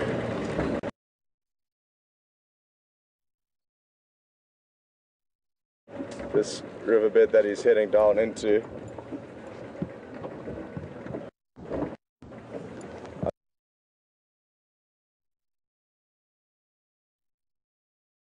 mountains. These are incredible. I just don't know this area off-road.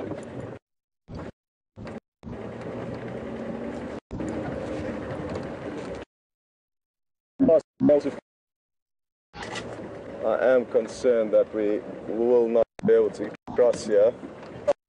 Our best.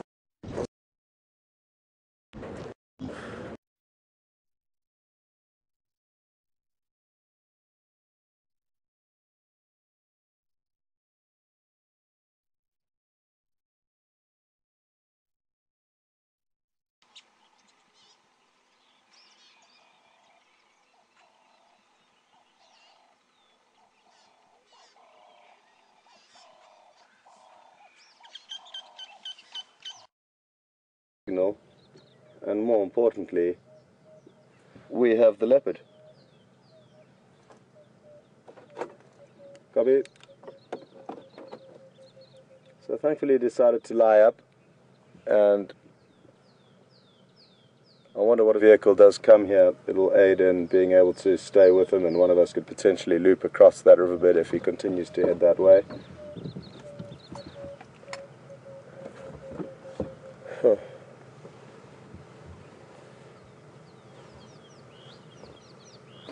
Which is exactly what he's doing now. So now it's decision time for us. We either stay with him for as long as we can now, which may be short-lived if he doesn't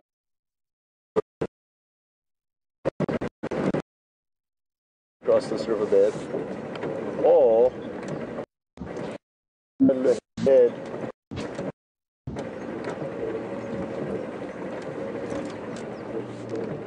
with the knowledge that if he does cross here, we're not going to be able to cross with him.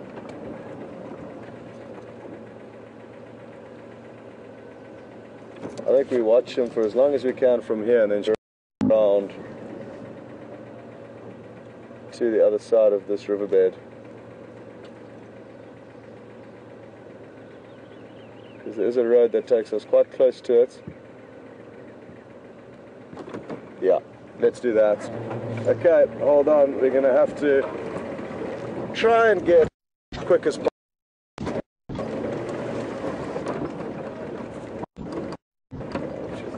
Possible route.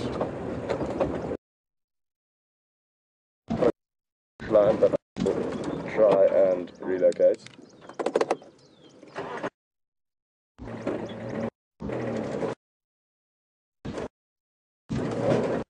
Okay. Picking up. Well,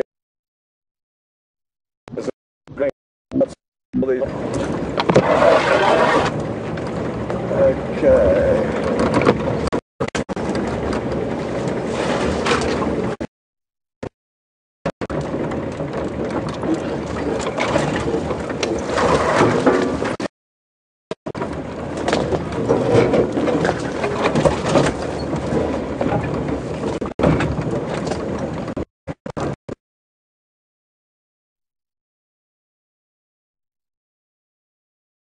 Not sure what it could do,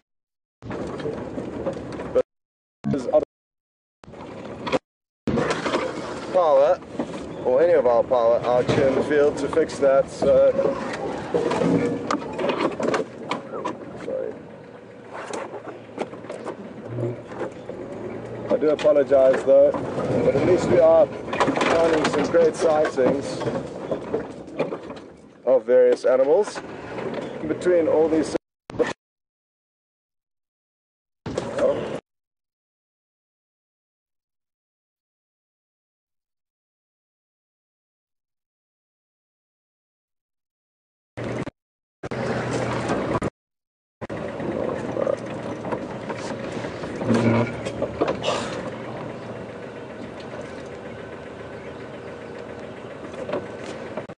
So, dead end.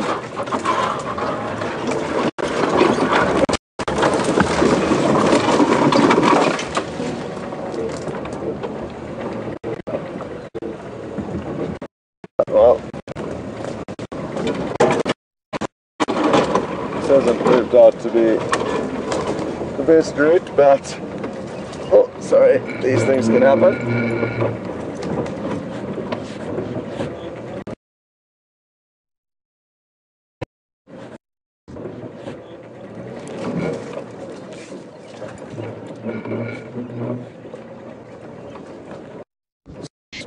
buffalo.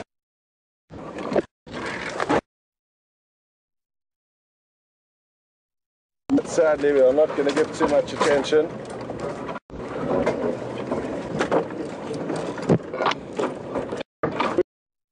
Passing through the middle of the herd. So pass through.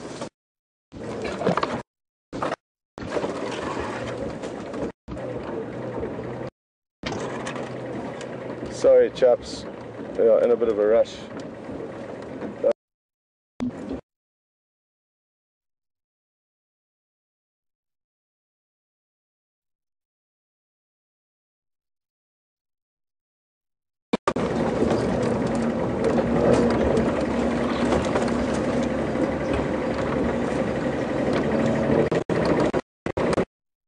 Okay, we are not too far.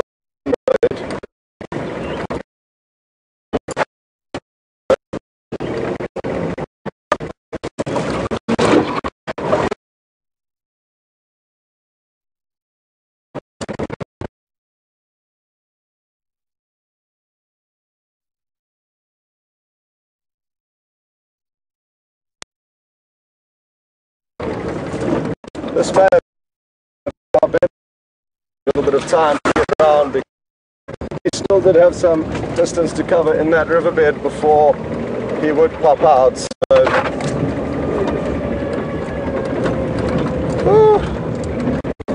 back on the road. Okay, so it'll take us just a couple of minutes to loop around to where we need to get to start looking for him again, and basically go through a little riverbed, and the same that he, and I'm guessing I have spent some time in the actual riverbed and popped up to the other side where we're going. Either way, quite a good along that riverbed on the northern bank.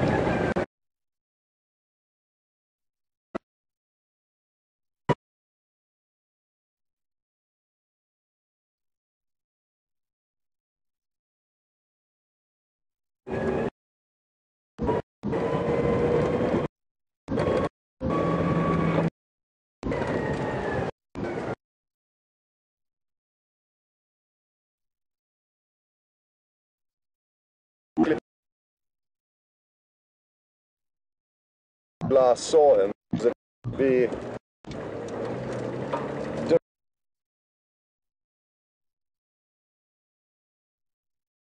to use as landmarks to help guide.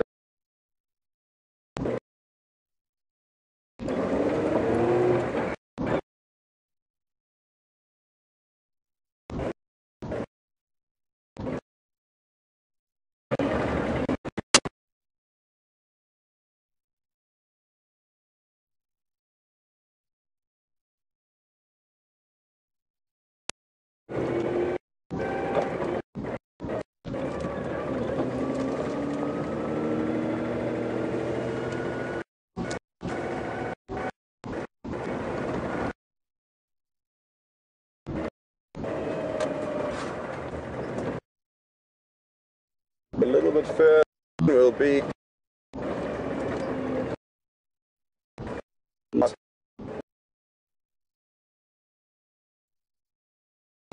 yeah.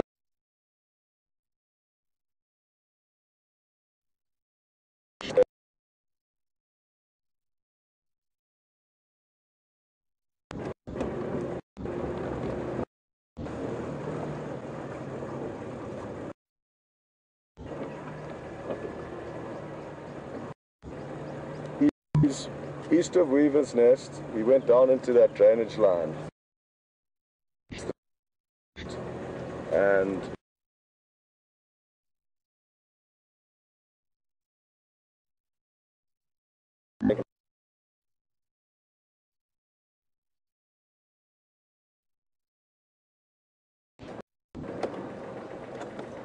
perfect. I'm just ahead of you, but he could pop out anywhere here. Probably from about 300 or 400 meters.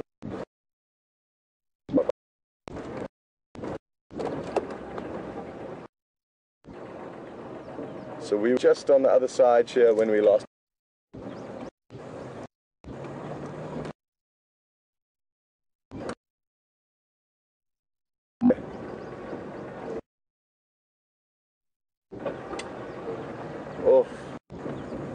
wonder if we could have made it on there in retrospect. Possibly could have. Oh well.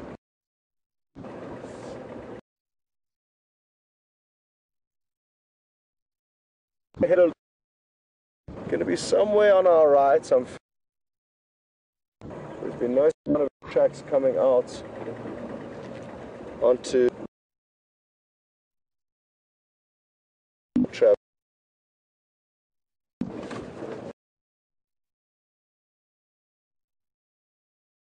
So that's good.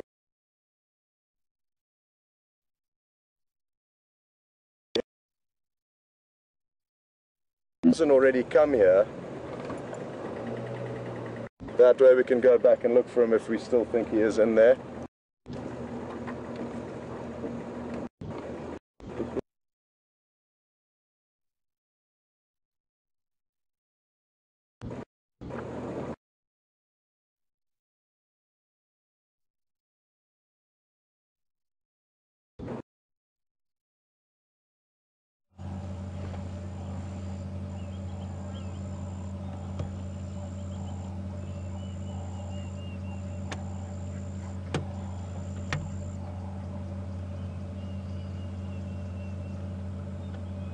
Well, we've been watching this pair of kingfishers displaying and hoping to catch them on camera, but they keep flying off behind some trees, behind some branches.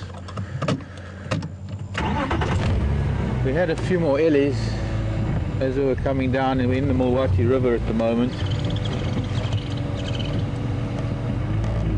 Actually, we can probably get out over here.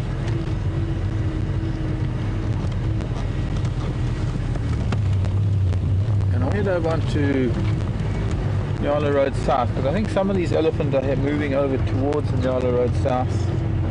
There are some mud pans there. Some of the youngsters might splash in mud.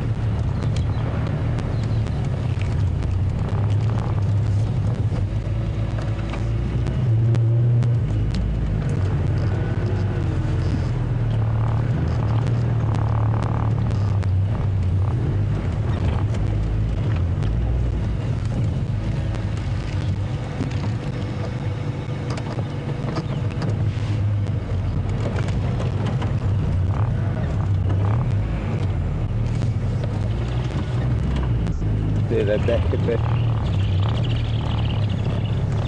facing off another kingfisher now.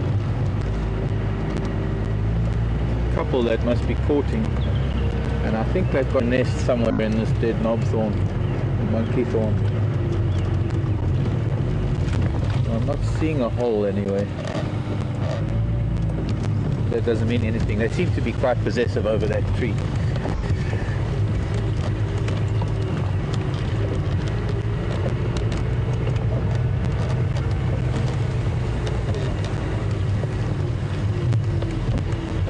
I want to see if some of these elephants have maybe moved through this drainage line, coming out on this side, and a little bit more open here. Best we could get there was maybe a glimpse of an ear or a swish of a tail.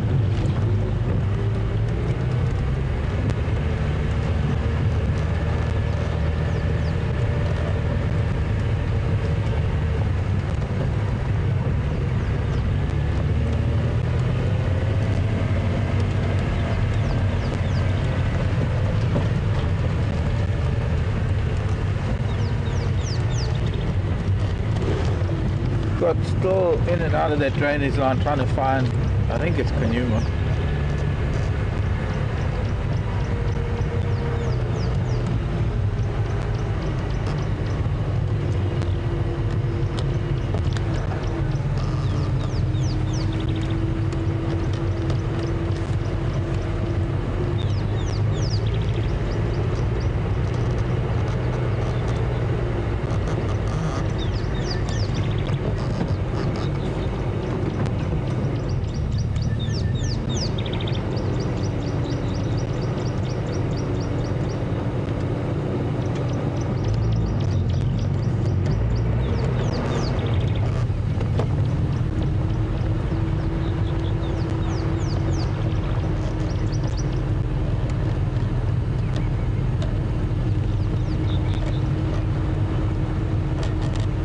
No such luck.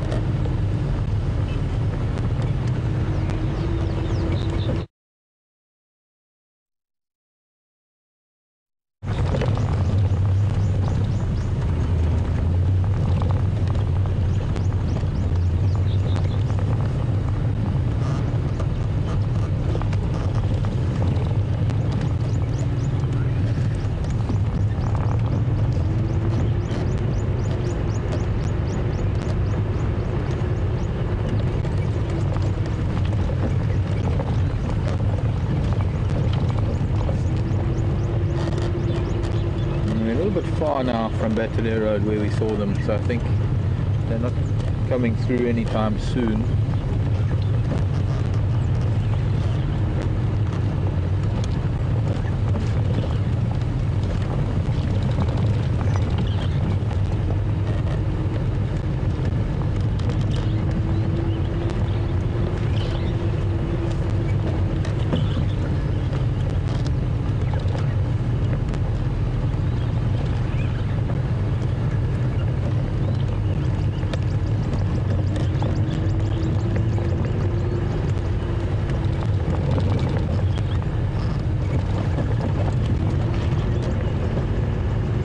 I guess we move on.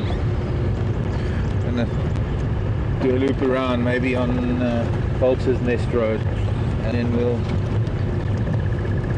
see if we can pick up some of them again.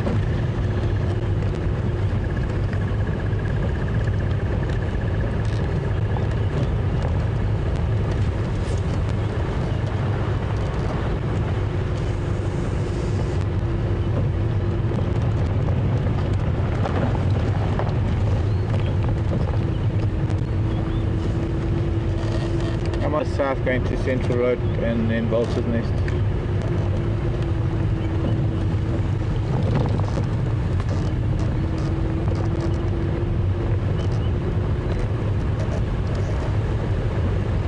Okay, copied. Busy heading west.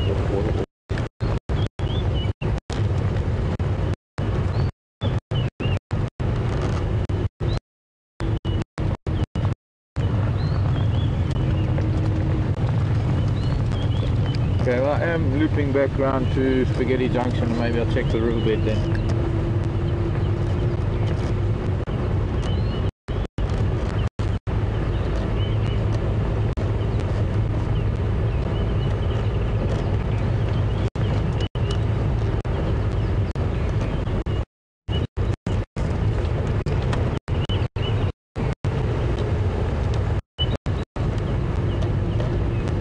Scott had dogged determination all day for a cat. That particular cat, Kunyuma. Sorry, Claire. Claire was an email to say I got the name all wrong. Kunyuma. I don't know. Pronouncing it differently. Thank you, Claire.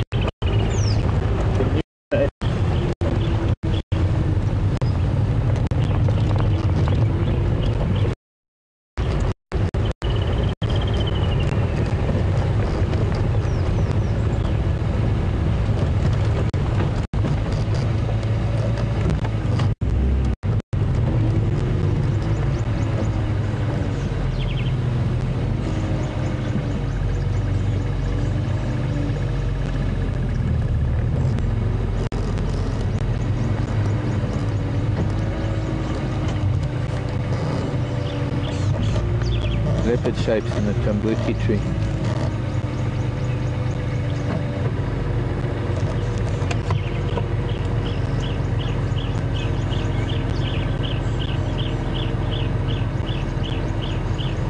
This is the second phantom leopard we've seen today. There are certain trees that have, when the light falls on them in a certain way. Can't ignore things like that. Whenever you come on safari, don't ever be shy to point something out. Don't ever be shy to say, oh, I saw something and want to check out what it is. Might want to get a second or closer look. And you should never think that you're going to be ridiculed or laughed at or anything. Because every now and then when you do see something real, as when sometimes you just have to.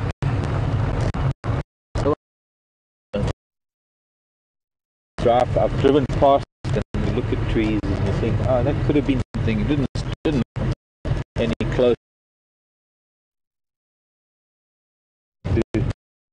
to things.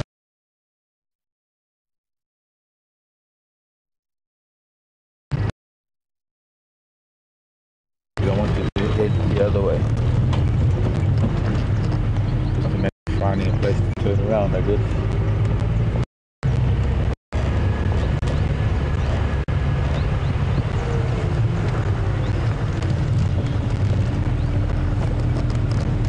Or we could continue, go back to Buffelshoek Dam, it's another option.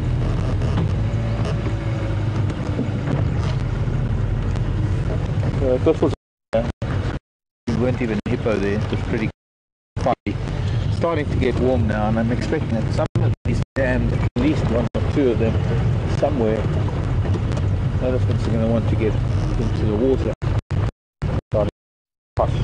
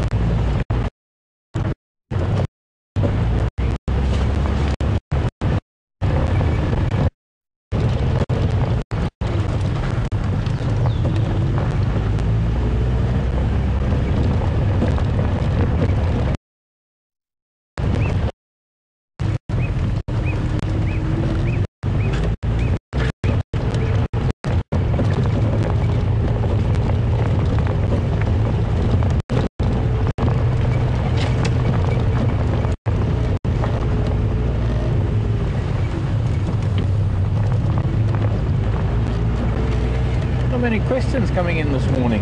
Thought weekend we'd have a few extra viewers. Hello kudu that we don't have during the week. Look, there's a little kudu in the road up ahead, and another little kudu right next to us too, eating the white berries of the berry bush, the white berry bush, potato bush.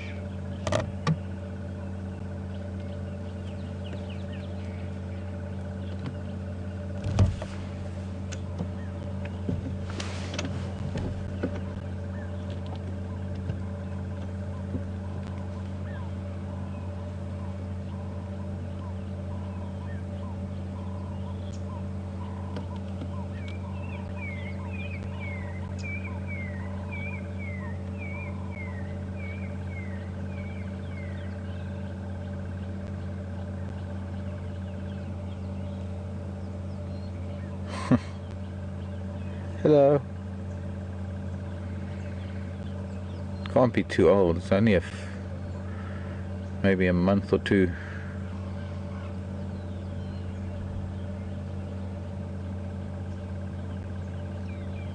Mom is very interested in something up ahead. I saw another kudu and calf up ahead. I don't know if she realizes that it is. I think she saw some movement and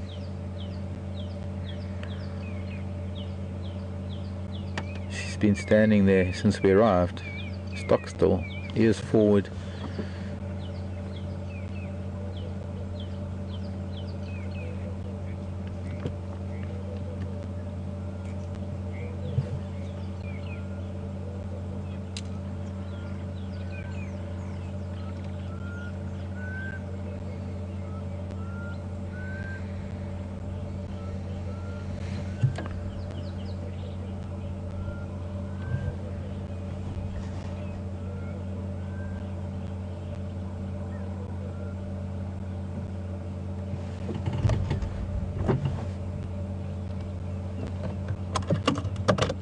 Yes, hello, Mrs. Kudu. You didn't know we were here, did you?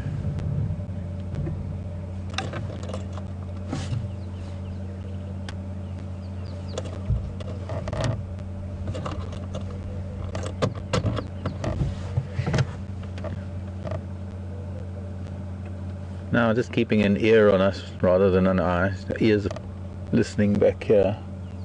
Hello, squirrel. Oh, up a tree.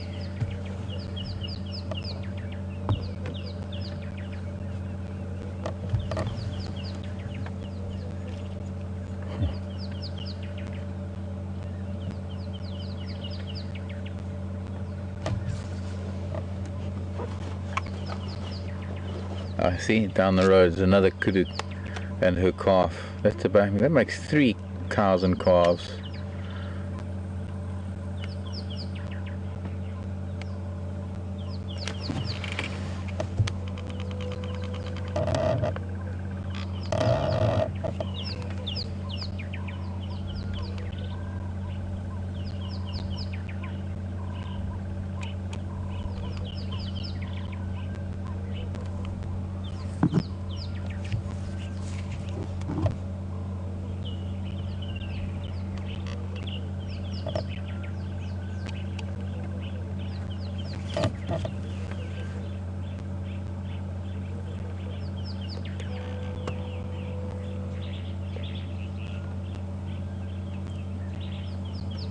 Looks like they're very alert for some reason.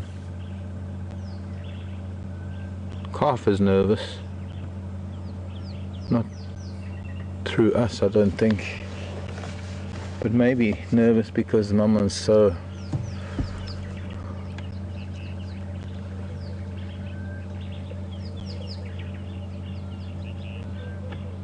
not quite relaxed. Tail's not flicking. And both of them looking at, there's something in between the two kudu that looks like they were looking at. Unless it's each other, unless it's 2 different groups that are coming together. I guess we'll see what happens. This will be interesting if they don't move off the road. I'd like to see if they do have any interaction. See if the little ones notice each other.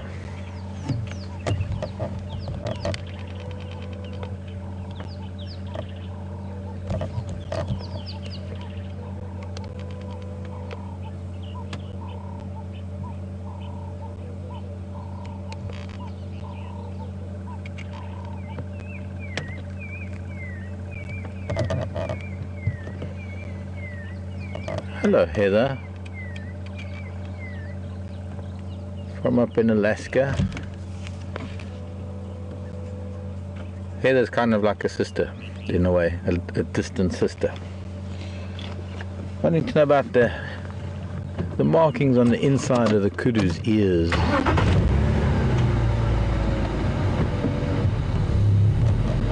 It's mostly the network of veins, Heather, and the hairs that are associated with the ridges within the ear, I guess, all part of the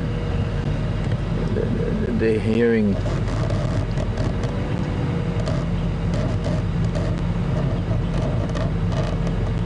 And no doubt the difference in color giving an indication of where the ears are pointing so that other individuals can see which way the ears are facing.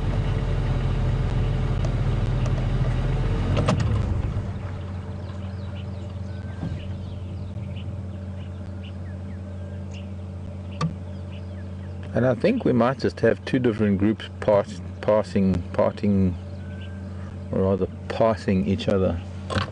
One group coming one way and this group going another way.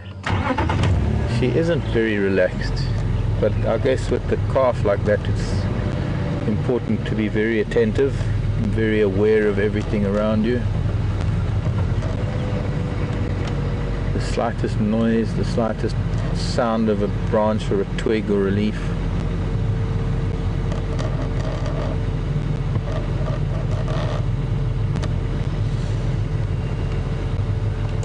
There is something in here, because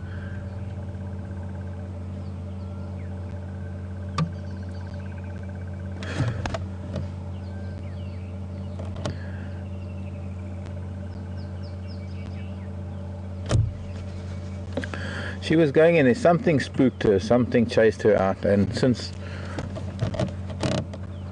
we're here and there's no interest shown in us whatsoever,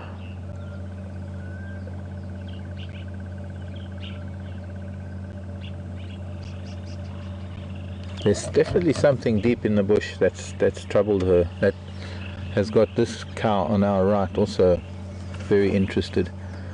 What makes it even more interesting is that she keeps going back in there.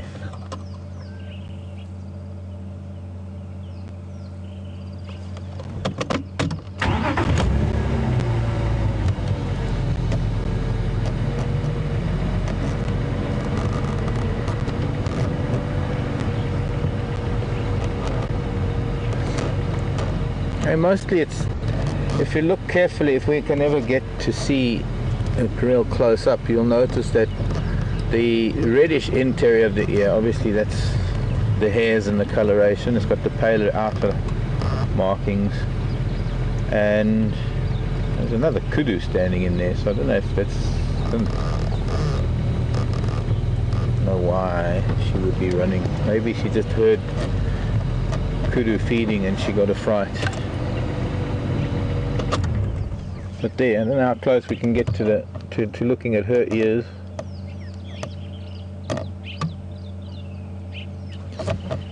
But part of the color is, I suppose, earwax. Part of the color is dirt and ticks and things. There seems to be, the darker parts seem to be more muck than anything else. Those lines that you see are actually ridges of cartilage, I guess, to give the ear, being such a large ear, it gives the ear a lot more structure, a lot more rigidity. Otherwise they would just be floppy.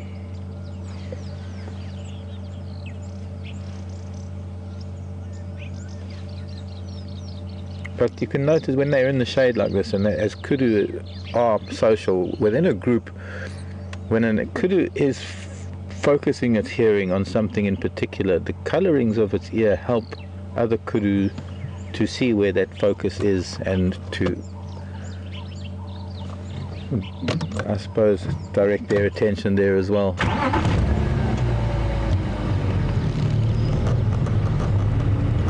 The sun is starting to cook.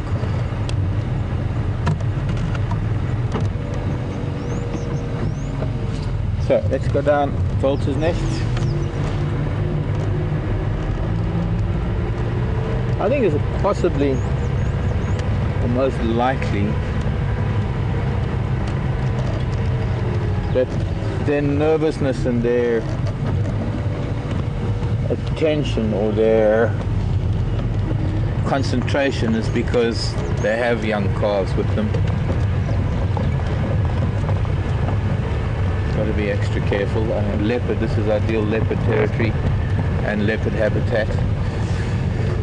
And a leopard will quite easily take one of those calves.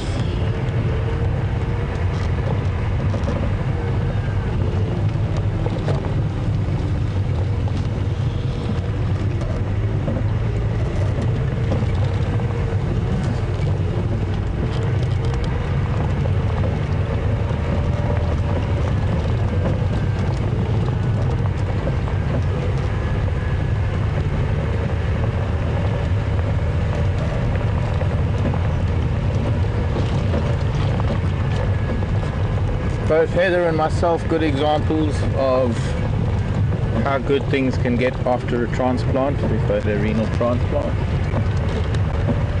and there's always I guess some with that being common ground, there's a special bond with fellow transplantees or donors.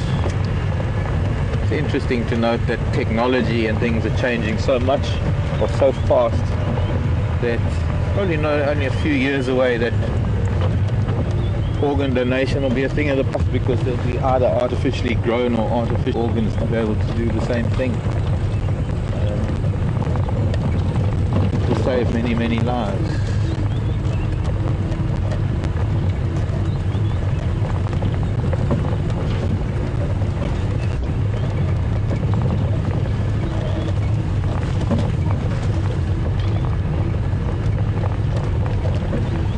don't want to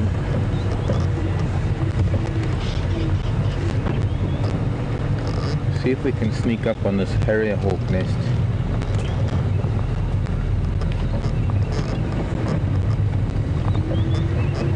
Usually flies when it sees us, if it's not out already.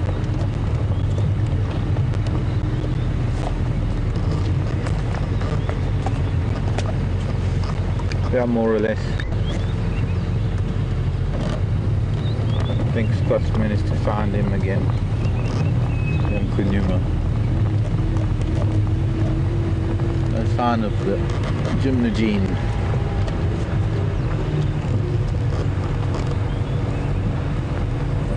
Gyps is its name.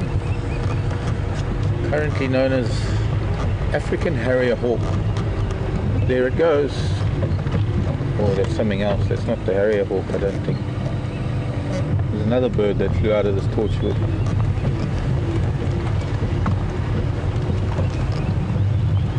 It looked like it could have been a brown snake eagle.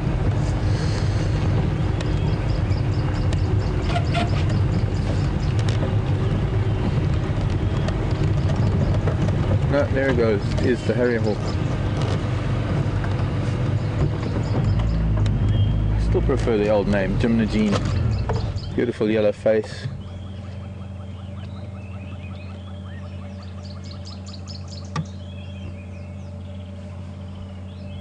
Quite a unique bird of prey, nothing like it in the eagle world. And as I say, neither harrier nor hawk, but I suppose there are reasons why they call it such. The closest it gets to being a harrier is that it manages to cling to vertical or even cling to the undersides of branches where there are holes, birds' nests, and it's able to feel around in the holes, crevices and cracks that you might find either in trees or cliff faces, able to put its claws, its talons in there and feel around for chicks. Or anything really. Geckos, baby squirrels.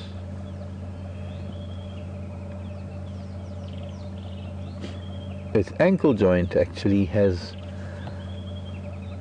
a lot of flexibility. It bends through probably a further 100 odd degrees.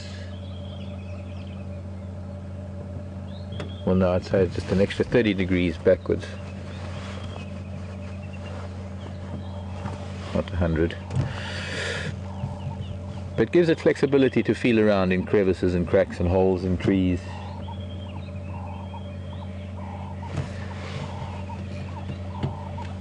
Let's see if we can catch up with elephants before the end of the morning.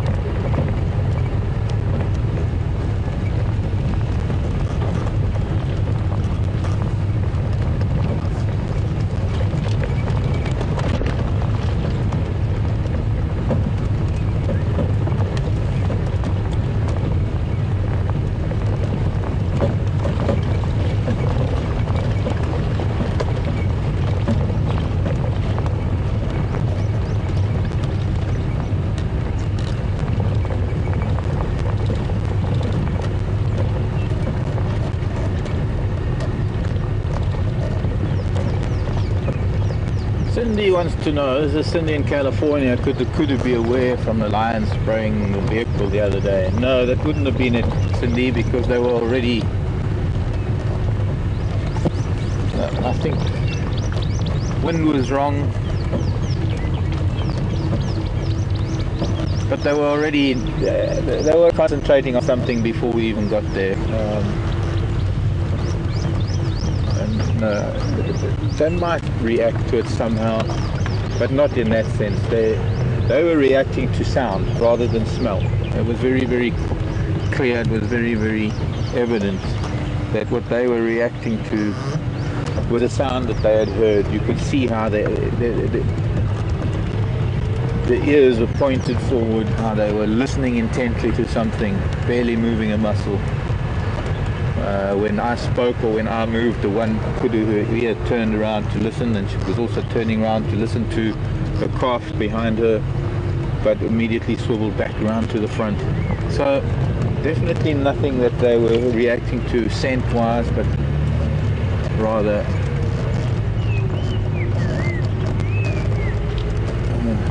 got battling.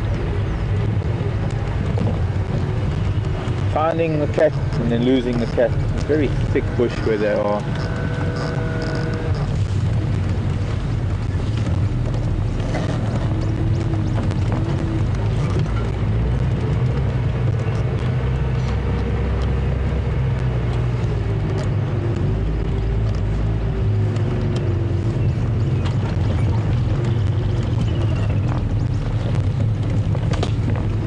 Copy that.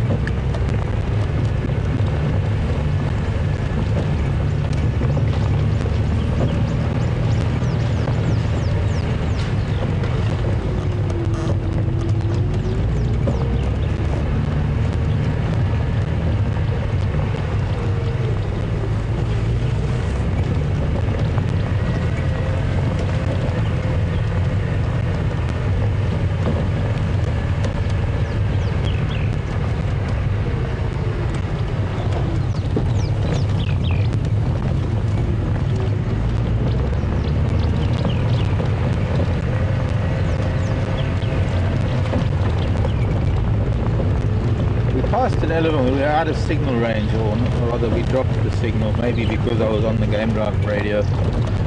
And yeah, again, pinkish grasses of different types, herringbone, bottlebrush grasses. This is herringbone.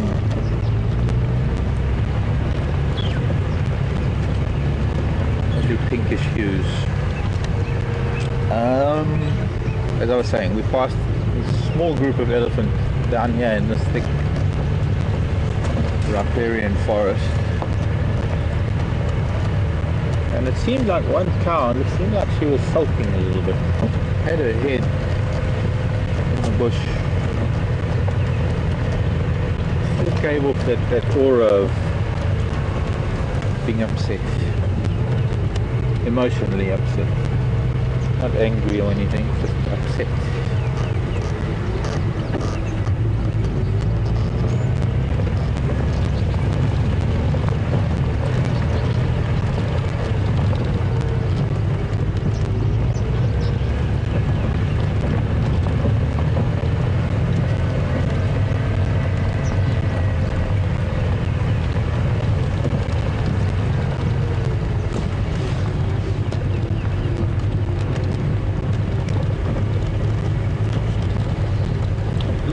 Morning, Lisa.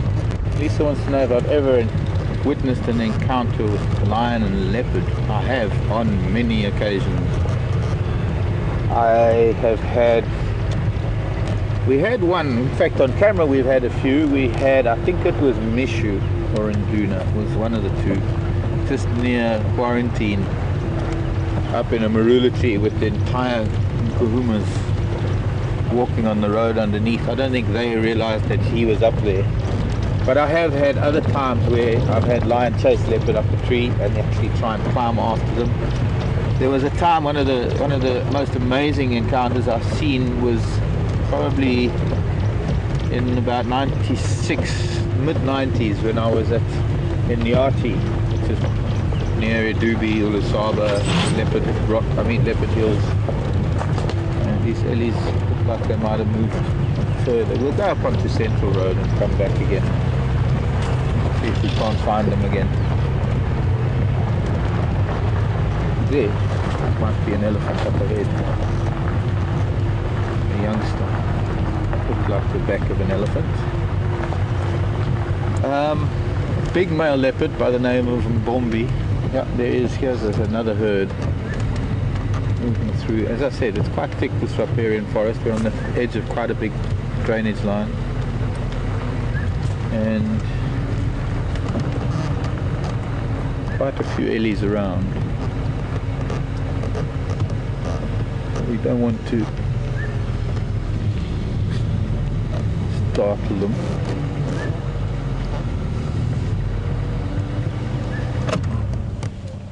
Hello children. Anyways, Mbombi was a very big leopard. I'll just finish the story quickly. He was one of the biggest males I've ever seen. He was about 11 years old at the time. He had been caught in a snare once, so he had a very distinct scar around his neck. That's another story to tell. But he was treed by the two big males from the pride at the time that was around Inyati. And it lasted for quite some time. They wouldn't give up. So big male leopard and two big male lion.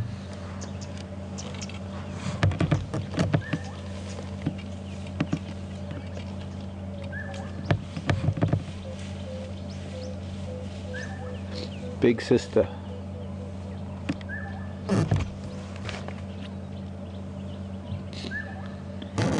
He ain't heavy, he's my brother. I think that's a little boy. There's Mom coming through.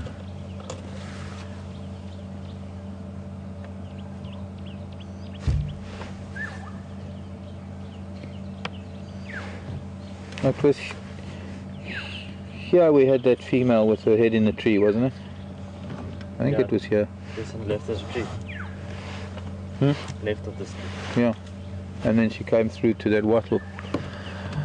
But that might be her there, because I'm seeing she's also putting her head in the tree. It's the small family unit.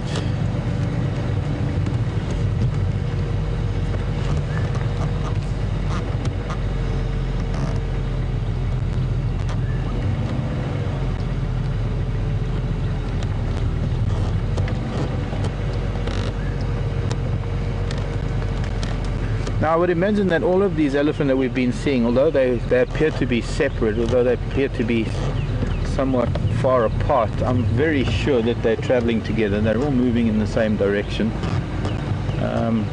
There's Mom. I don't know if it was her that was putting her head in the bushes.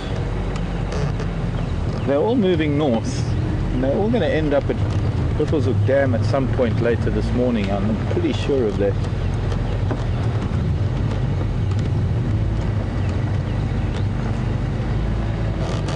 This is Big Sister. Hey, little girl.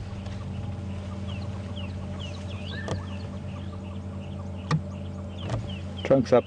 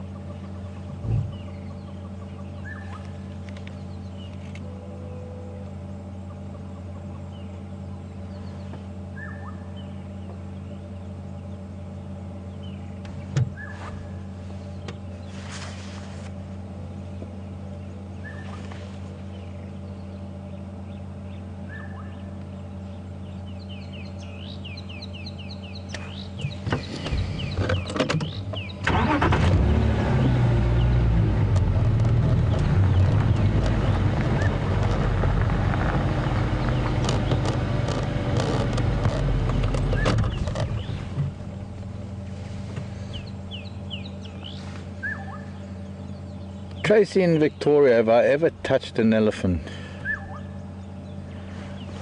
And what does its skin feel like? I've never touched an elephant other than one particular elephant, and at the time I wasn't really considering what the skin felt like, although I guess you could if I have to try and remember, it's like sandpaper in a way. It's very it's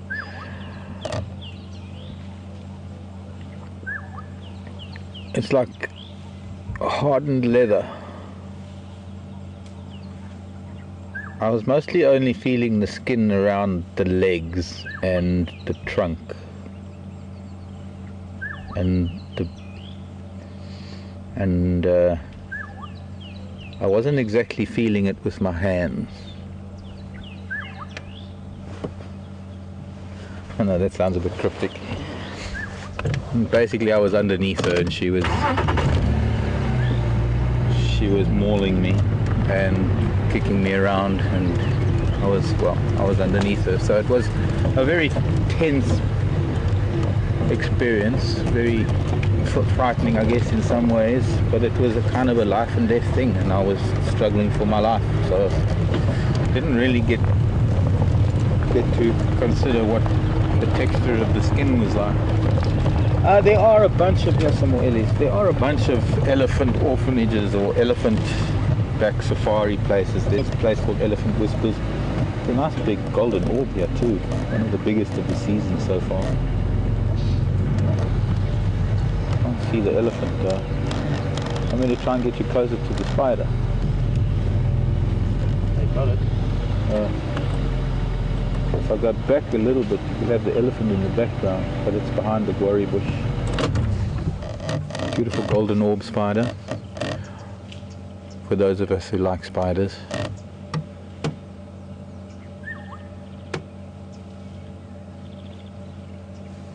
So I'd say it's quite a big herd of ellies this, and they are quite well spread out in their individual family groups, mom and children.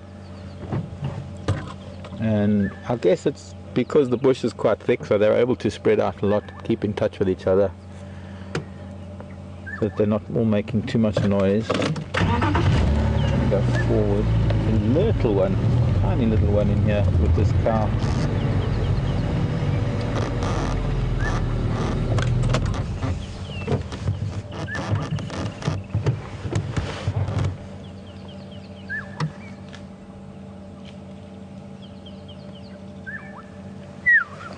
Hello, Oriole.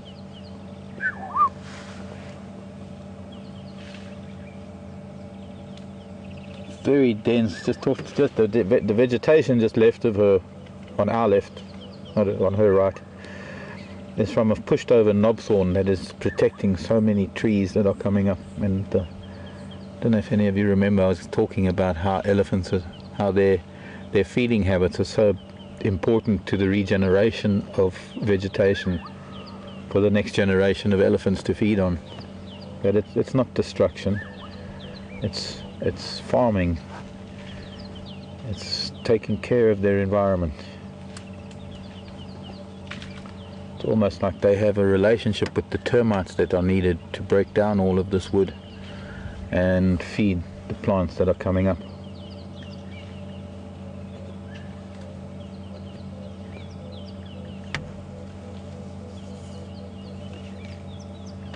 I'll go back a little bit so you can see her face better. Always clear. You can go back. Like there. Yes. And then she just walks forward.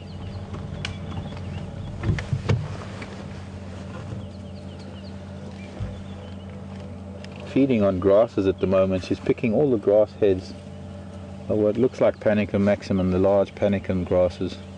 Very very palatable grass, the Panicums and Eragrostis.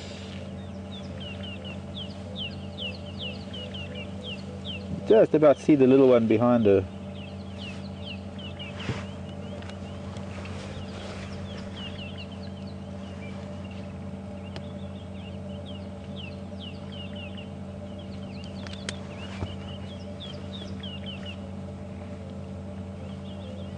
Hiding in the shadows.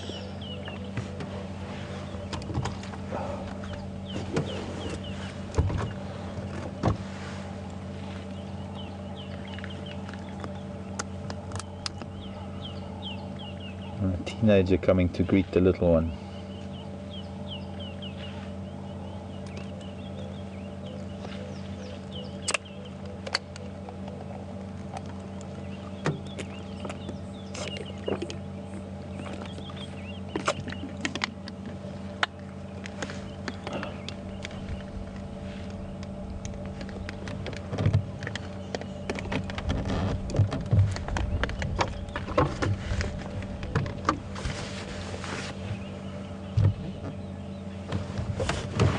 Pity it's so thick though.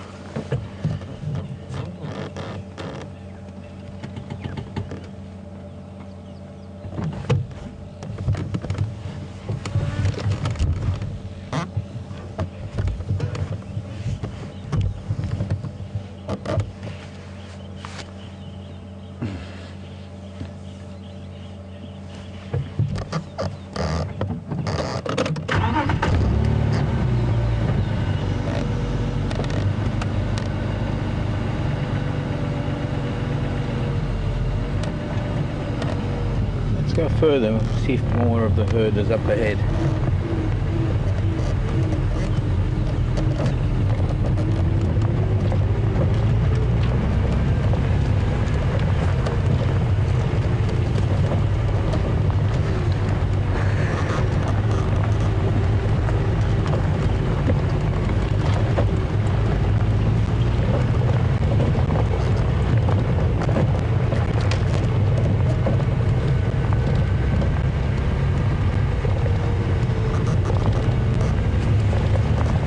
Magical morning with elephants.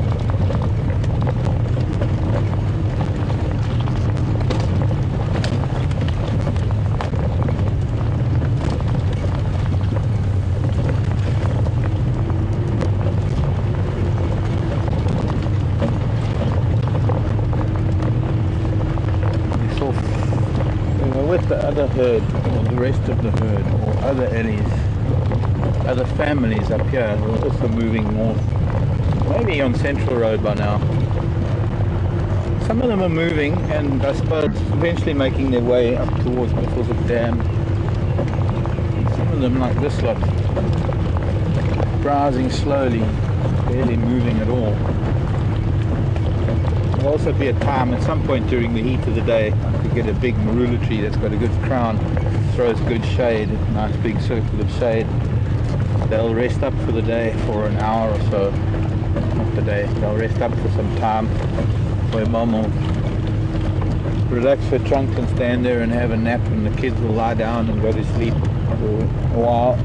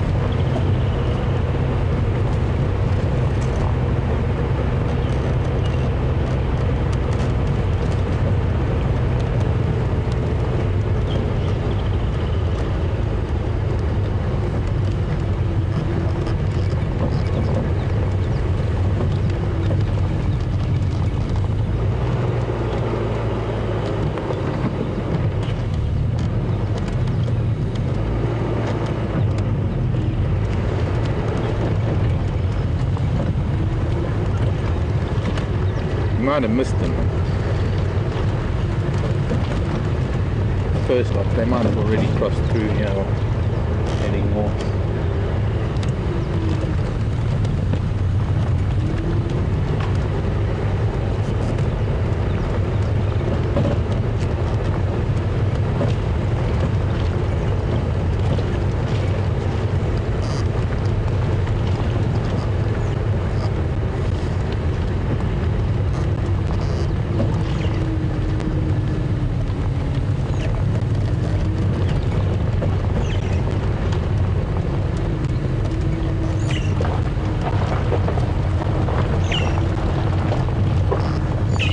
Here's one.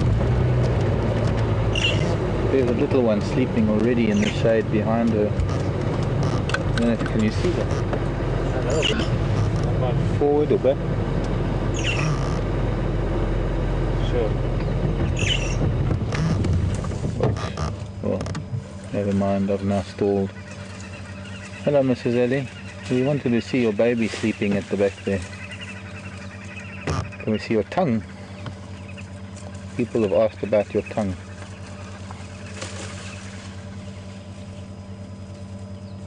No, that didn't help. You blocked your tongue.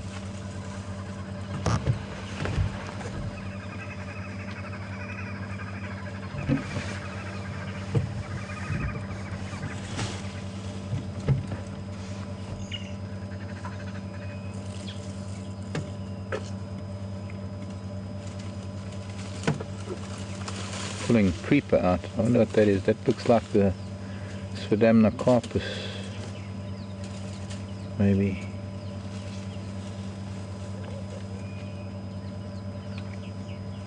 Wind it up, girl. Wind it up in your trunk.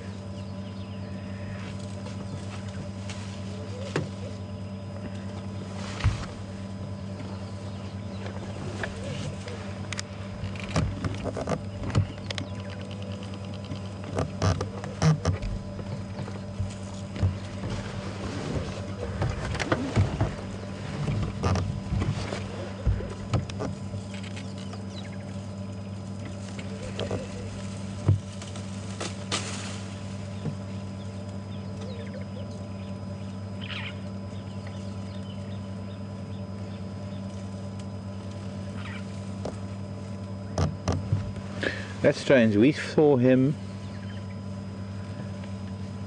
Evidently the floppy ear Ellie's has been a Djuma waterhole. We saw him northeast of the waterhole, heading east. He must have done a big loop and headed back to the waterhole. He was in a bit of a mood when we saw him. That little one, yeah, the little one's still sleeping at the back. Just behind her. If I can go back a little bit, maybe you'll see it.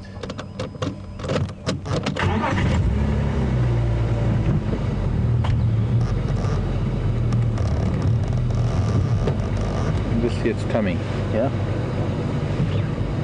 And the tail. So she's feeding while children are napping.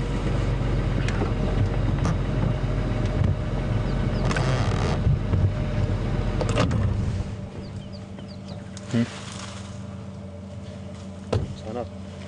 Yeah, but it can stay on her. Don't have to look at me if we got an elephant to look at.